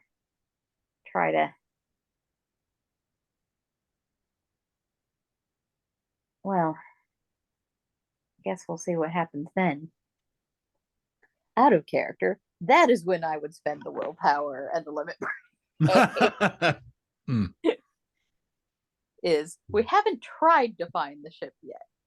I assume I'm going to need to spend that willpower and limit break. But Yeah. You know, I just have a little hint. Nice. Yeah, if we can find them, I need to get them to them. Tell them everything. Try to do what we can to make sure they're safe. yes.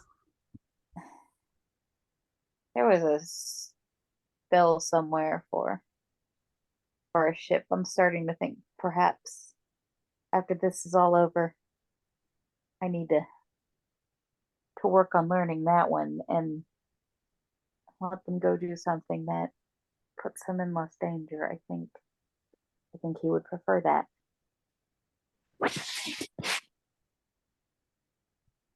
So, Did you find a reason for Kia's unconsciousness?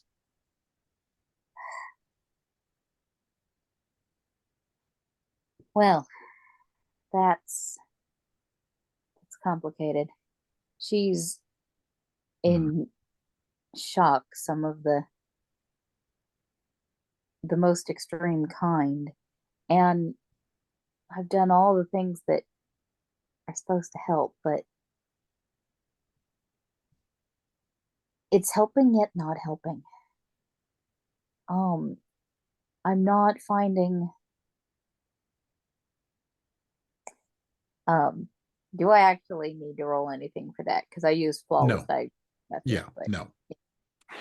I'm not finding any signs that there is still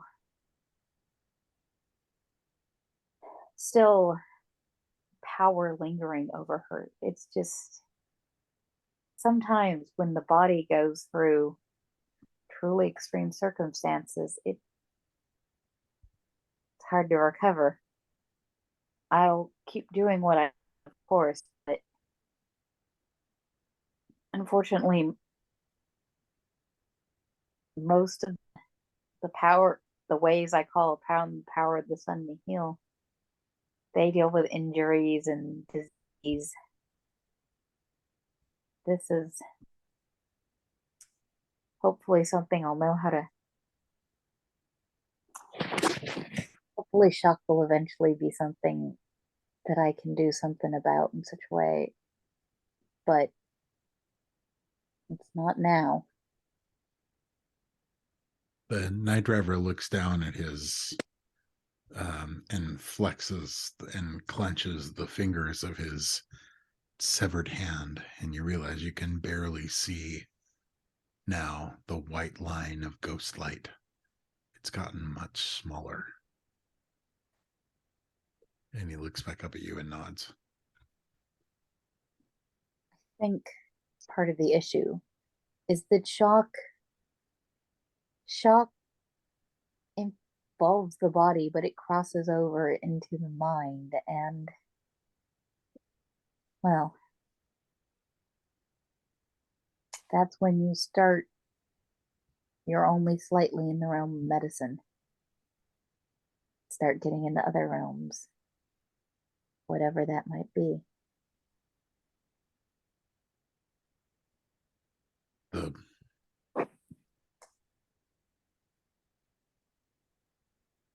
As far as I can see, her exaltation is intact. And although she's exhausted, she isn't completely exhausted of Mela's essence. That's And good. there's no lingering sign of another presence. No. So maybe it's just exhaustion. That is definitely some of it. Shock is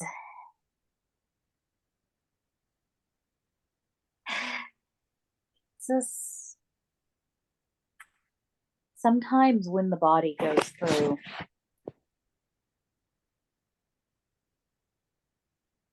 things that are too much for it, it takes it a while to adjust and recover, and it's not like an injury or things like that. It's well, just as a person can be shocked, so can your physical being, and that's yeah, hard They, to explain. the contracted line of the night driver's lips eventually tells Jude that explaining shock to the night driver is like explaining the ocean to an islander. Oh, well then. Ah, yes, of course. I'm sure you know plenty. I tried Thank you. all I can for now. Yes. I'll Thank you, keep trying. Jude. I don't think there's any need. I'll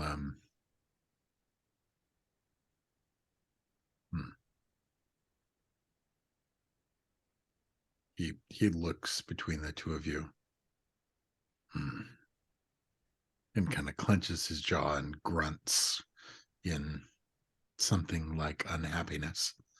Although every one of his gustatory noises is something like unhappiness.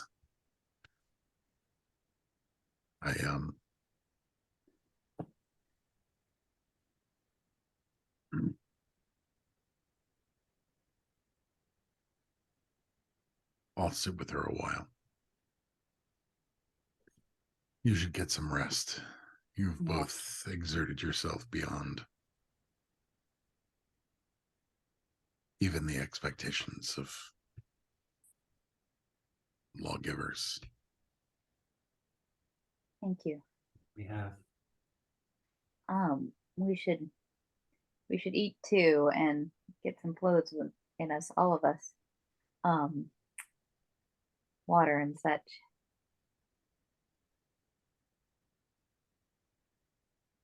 Um, And I should,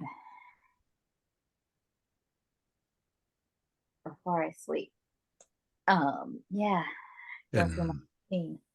and know that you can rest easy tonight. We're being watched over. Yes. And as long as I'm here, nothing will come near without us knowing. Thank you. That is comfort. Thank you. When we go out to rest, Jude is going to get water and food, and first, like, make sure he helps Wellspring over to the bed, lay him down, and get him water and food and things like that. Thanks. Is there anything else you're going to need? No, I'll rest. I'm not sure I'm quite ready to sleep, though I'm sure I will. Reading a book or things like that should also more that you need to be not exerting yourself to get the full efficacy of what I've done. In that case, I think I need to let my mind wander. Probably a little more than it usually does. Unless the doctor doesn't approve, and he will once again kind of proffer a, it would be in our modern day like a little clear plastic baggie of, something like shrooms. But I don't know what the exalted equivalent is. So he is saying, "Are you going to tell me no, Doc?" You're exalted. I assume that it's not going to affect you medically. Yeah. Yeah. He has some partially ground magic mushrooms, which certainly will not affect him. I mean, unless he takes too many and walks off the cliff. No. He's basically planning to like microdose essentially. Like just take a little. Just get a little bit of an effect that will free up the tension that he's holding in his mind. A little should be fine.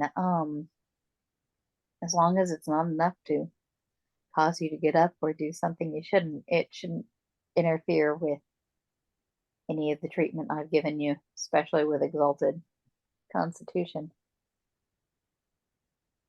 Excellent. Jude is going to go over to one of the beds, but before he lies down, he is going to start doing a stretching and yoga routine. Nothing too vigorous, but his whole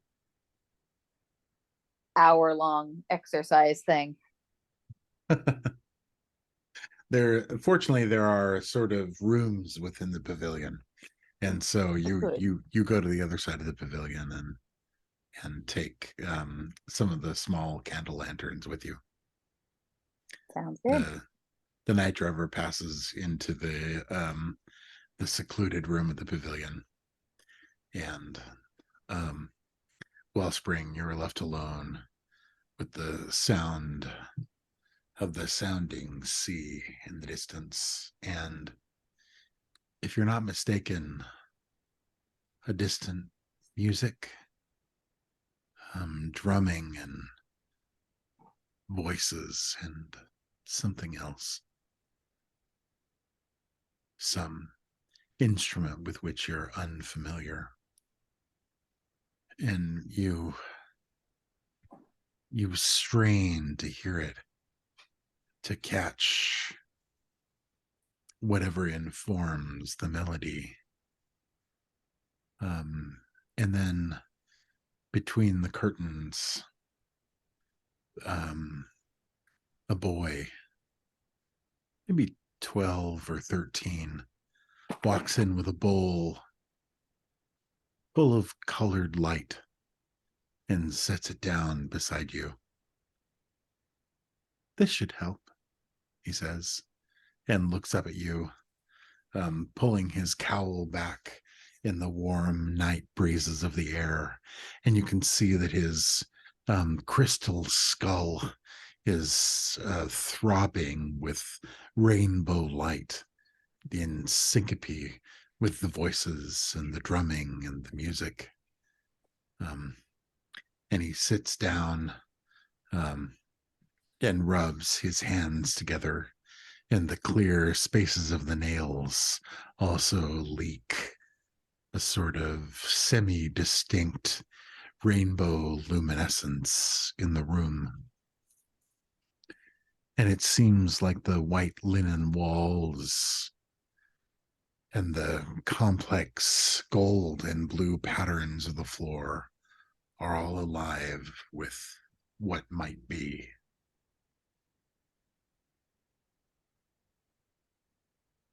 And he perches by your feet on the divan and says, "So, you wanted to talk? I'm here." Blinking softly, and you realize that the place in his eyes where other people have a flecks and bits of color, his eyes are alive with a sort of throbbing cacophony of colors rising and falling away. Yes. Now, you look different, don't you? Well, you are different. So there's a bit of a match. Fair. How are things? Well, everyone's very excited about the wedding, especially now that the prince has arrived. And no one is more delighted than Aletta, obviously.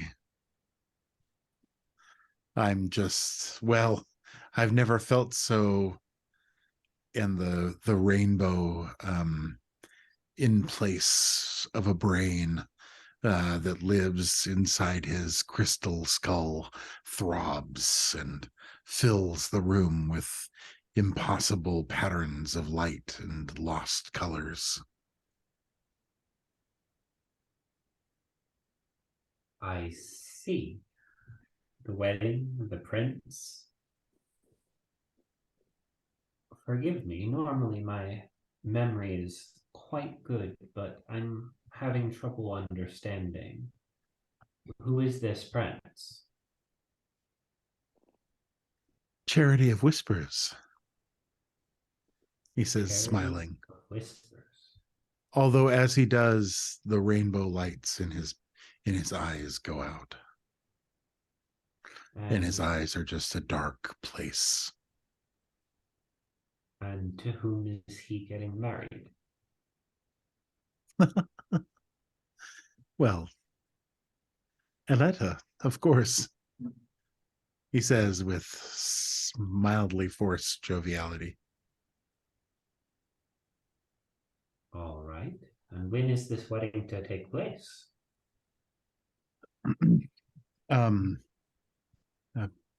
A day from tomorrow morning. Day from tomorrow morning. Tell me, are things today not dramatically different from how they were 2 days ago? Oh, well, I mean, with flow of broken flows, blessings, and the rain of flowers, how could they not be? But you do remember the ash and I'm forgetting the term. They had a term for the sickness, the black. The black breath. and the black breath. You Oh, recall well, these things.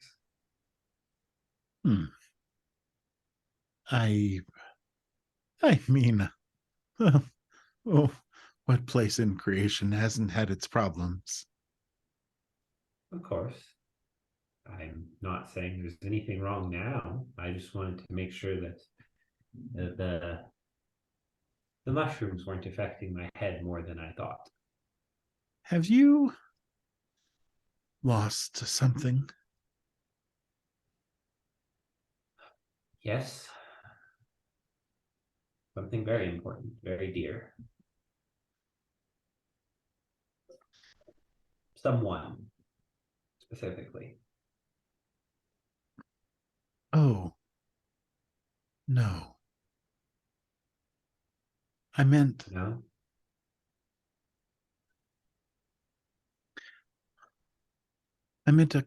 a color. Have you lost a color? I think in his state, Wellspring like holds up his hands and looks at them and look at their color.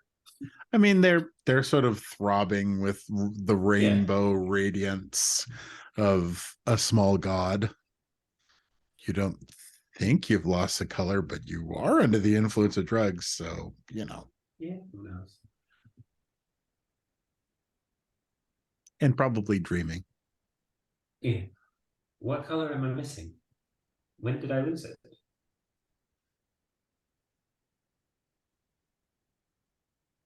The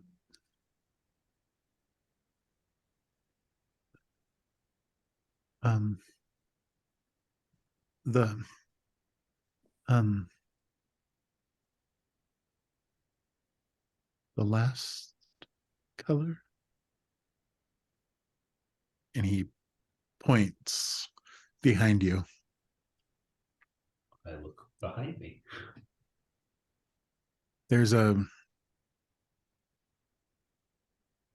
figure standing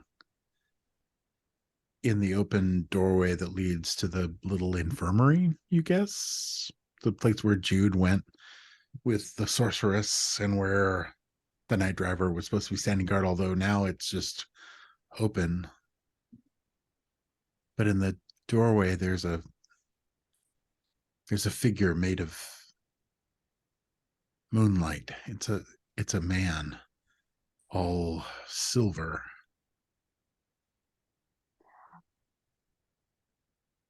Oh, Oh, right.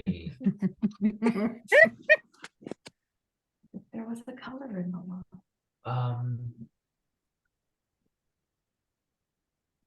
And so like Wellspring sees a figure there.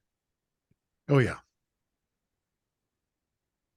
I think he lifts a hand and is like, hello.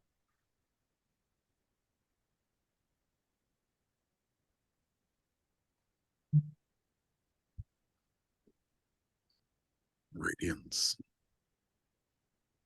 Comes a deep voice in a strange language.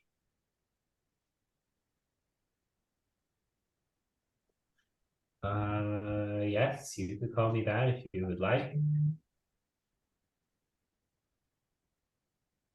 Have you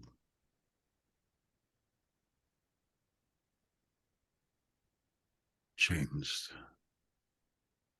what you're called? Um, Probably. Yeah. You can call me whatever you want. Um, I tend to go by Wellspring. Full name is Wellspring of Truth and Guidance, but I've had people call me teacher or friend. You can call me that if you like. Any name given to you by heaven, I would call you gladly. I haven't. Well, I mean, I guess Zenith? I think the Well, you Unconquered Son used that term when he talked to me. I don't really remember him giving me any sort of name, mostly just titles or, hey, go do this.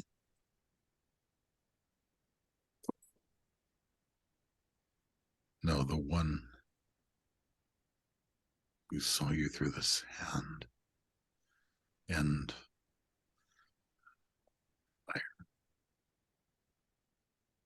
Oh, yeah. Wellspring of truth and guidance.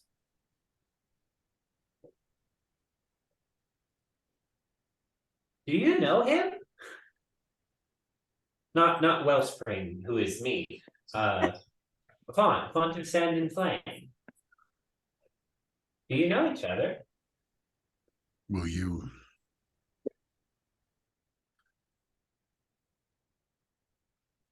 you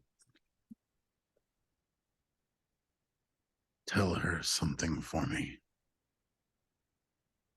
Starfall? You sure? Whatever you like, though. If you wait here, she'll probably come back at some point. I hope so. Oh, who am I kidding? Lost wouldn't let anything happen to her. The silver luminous head turns to one side, and there's a sizzling as a mercury tear strikes the carpet.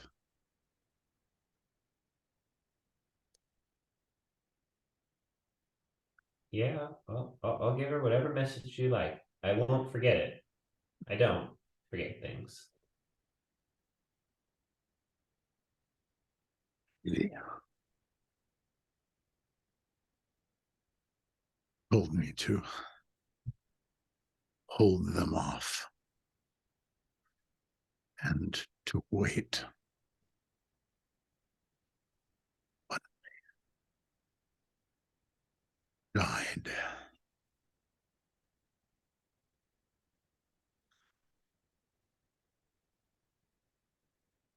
But I waited nonetheless.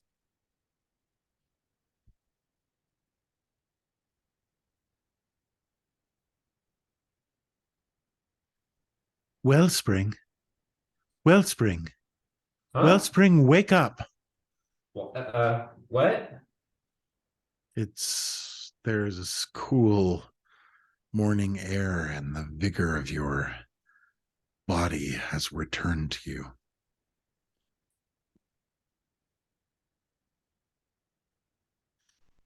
Lost, looking as fresh as the age of sorrows, is leaning over you. Her brow furrowed. You were moaning in your sleep. Are you all right? Yeah. You know, your face is a lovely sight to wake up to. Well, Oh, I have to tell. Is Starfall here? I have to tell her something. she looks a little worried and kind of looks behind her at one of the divans in the side room. I think she has a great deal to tell all of you as well, possibly. Great. And he kind of starts to sit up a little bit. Or am I like fully healed now? Is that how You this are. works? Yep. Oh, You are wow. fully. He Yep. starts to sit up a little bit and is like, oh no, wait, I'm supposed to be resting. And then it's like, wow. Being solar is wild. And sits up. Looks at his clothes, which I think he's still wearing. I guess he would have had to. Jude would have had to strip a lot of his clothing to treat him. Yeah. So Let's say that there are like soft, fluffy spa robes excellent. hanging at the edges of every room. So you stripped off your soiled and ripped and dirty clothing, and you're now wearing like a fluffy cotton spa robe.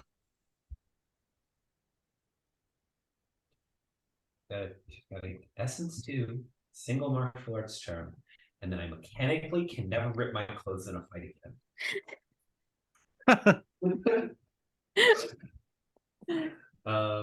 Okay. He'll get up and kind of stretch and flex a little bit and be like, yeah, just wild. Well, too many things going on in my brain at the same time. Hey, we don't need your ASMR, thank you. He'll head to where Starfall was indicated to be. Okay, you go over. Starfall, you just kind of washed up a little bit and washed your hair, and it's sort of wrapped up on top of your head. And you were just settling down one of the divans, although the energies of the manse are still sort of running through your veins like a kind of silver electricity. Oh wow.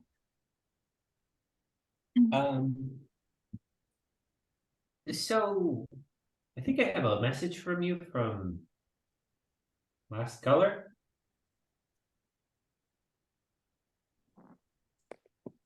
She just stares at you expectantly. Ah, yes, okay. And he repeats it verbatim. Paul, can you text it to me for reference? Sure.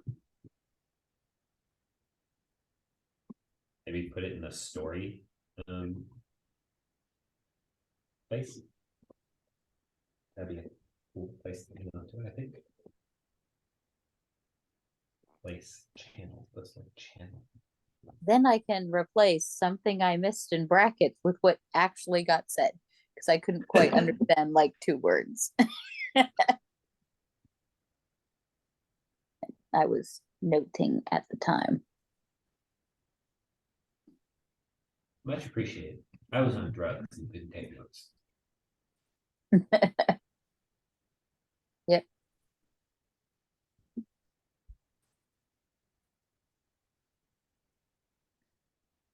Starfall thinks about it for a second and goes,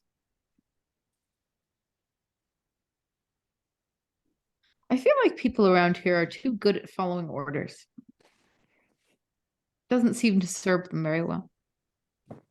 What do you mean?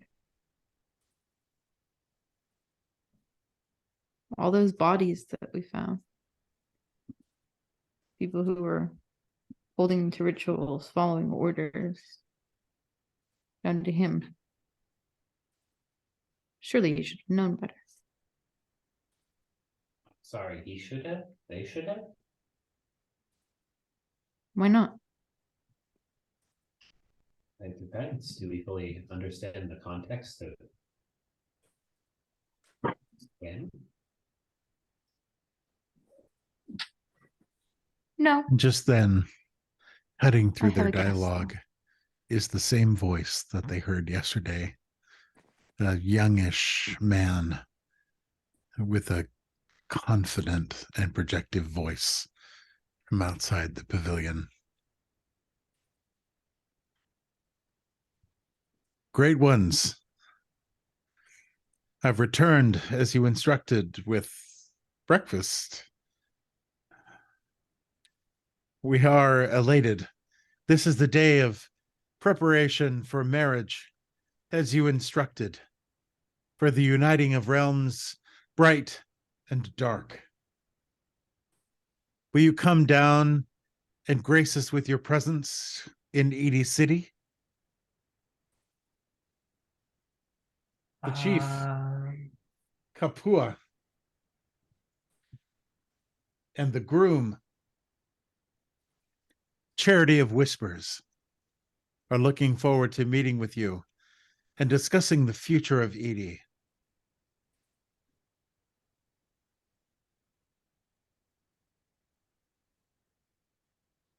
Does anybody remember the name of the abyssal that was here?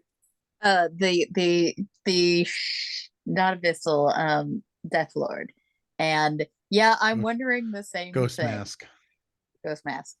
Not that one, the one and that the spirit in the temple, Kanapua, named it as resilience of mourning. Mourning okay. as in keening for the dead, not the start of the day. Yeah. It had the same cadence, which worried me. Anyways, Dude comes out during this, by the way. Starfall sticks her head through the curtains and looks at him with beady eyes, and then looks at breakfast and takes like a pastry and starts eating it and goes, "You're really going to have to explain yourself better." Wellspring leans next to her head from the other side of the curtain and says, "Is the name Of bride, course, Morning on Fire," he says, looking at you and sort of flicking a glance at Wellspring as he talks.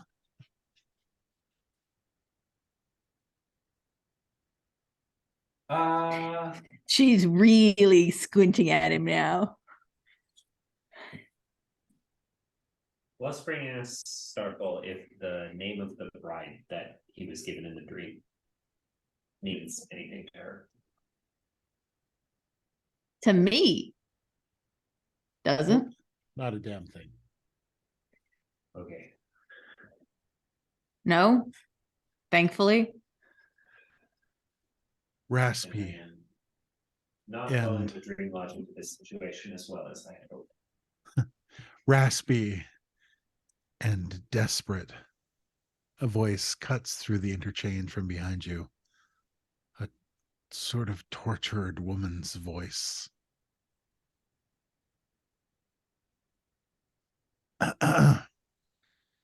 And you turn and you see Kia standing, hanging onto one of the linen hangings with white knuckles. Charity whispers. Is the filthy thing that crawled inside me. And I think we'll stop there for tonight. That is an excellent stopping spot. Can we stop on Big Sigh? Yeah, Yes. That sounds about right. Of course. And Jude totally running over to her because that's what Jude does. Yeah. Oh. Of course. Remember, kids, when things get stressful, self-medicate with drugs. Yay! The plot thickens. That sounds like an objectively horrible solution. Just saying. Well, what could go wrong? Hey, there are Many things. uses. All of the Oh, yeah. things. All of the Yeah. things at once. Oh yeah. There Yeah. are Besides that. strategic uses of drugs. Especially when superpowers Yes, welcome are to involved. Exalted. Unless you're sanctioned, at which point things are complicated there. Sanction is my mentor. I know. The moment you started bringing up drugs, I went, "Oh, right. You're sanctioned, student." Yeah, I should have.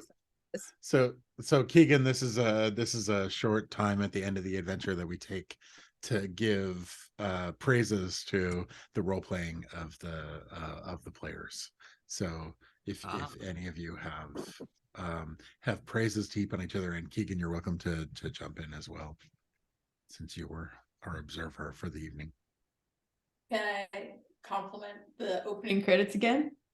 Oh, absolutely. Thank you so much. They were fabulous. Yeah. Opening So credits were good. fantastic. I was already so excited to play Exalted tonight. And it was like, yes. And they really Yeah. helped. They really helped get my brain to shake off the gunk from the day and be like, "Yes, this is what we're here for. We are solar exalted." And I really, really like getting to interact with Law. I always do. Oh, She's fascinating. And one of these days, I'm going to find an appropriate moment to grill her about that library with all of the realm's knowledge in it. Only if I don't beat you to it. Things I have not forgotten. Right? Uh, I missed a the lot of name of the dark spirit we're fighting. Yes. The fact that Lost has commented about library. Never. Anyway. I missed a lot of what was going on with Starfall and Lost in the middle there, unfortunately. But there was a moment, I'm trying to remember exactly what you said. Oh, right. I'm gonna poke things and see what happens. Or do you have a plan? I'm gonna poke things. And my brain went, well, that's very on brand. I am pleased that so many of your characters share this common thread of troublesome kitten, Jessifer. Yes. All in their own unique ways. I want to touch it.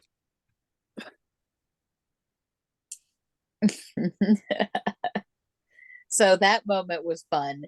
Seeing the bit of being sanctioned student come through was fun. And the interaction between Wellspring, the night driver, and then later Jude, I really both Paul and Jesse, that was excellent. And when we were talking about Vermilion, that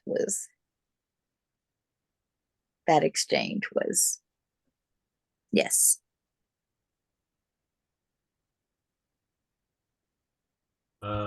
Very powerful. I mean, I like everything from Starfall today. Her general like mood and demeanor and the consistency in her personality, which isn't necessarily like an obvious or simple one to portray. I liked the conversation with Jude over what to do with Vermilion, because like, well, Wellspring is right there with you, and like would rather have the body go back to the folks on the ship, and he's happy that the resolution of that conversation is that we have a way to buy the time. Though now we have something that is making that questionable again. Right?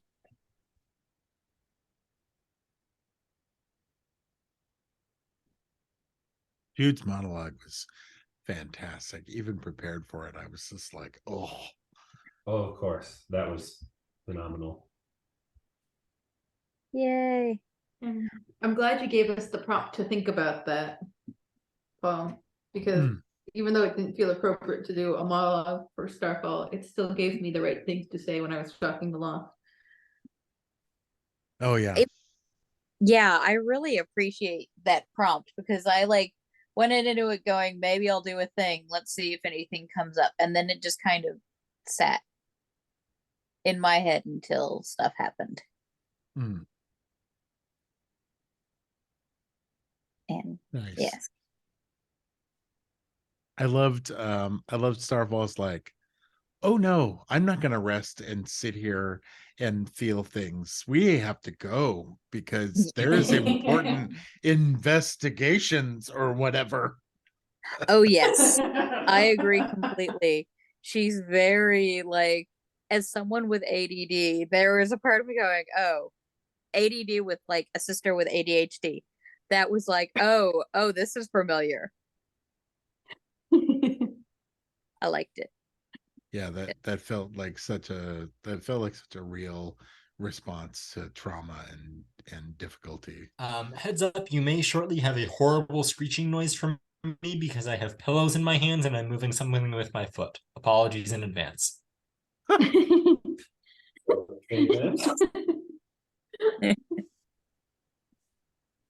Hopefully, they found anything, we'll simply cut it out. Hopefully.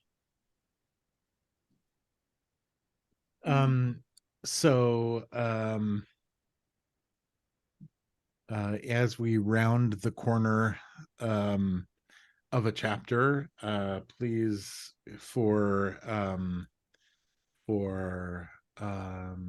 stopping the ritual, the dire ritual underneath the lunar manse, and for rescuing Kia alive, and for bringing out the dead, bringing out and honoring the dead. Please accept 10 experience points and 4 solar experience points each. Ooh, shiny. Shiny indeed. Yeah.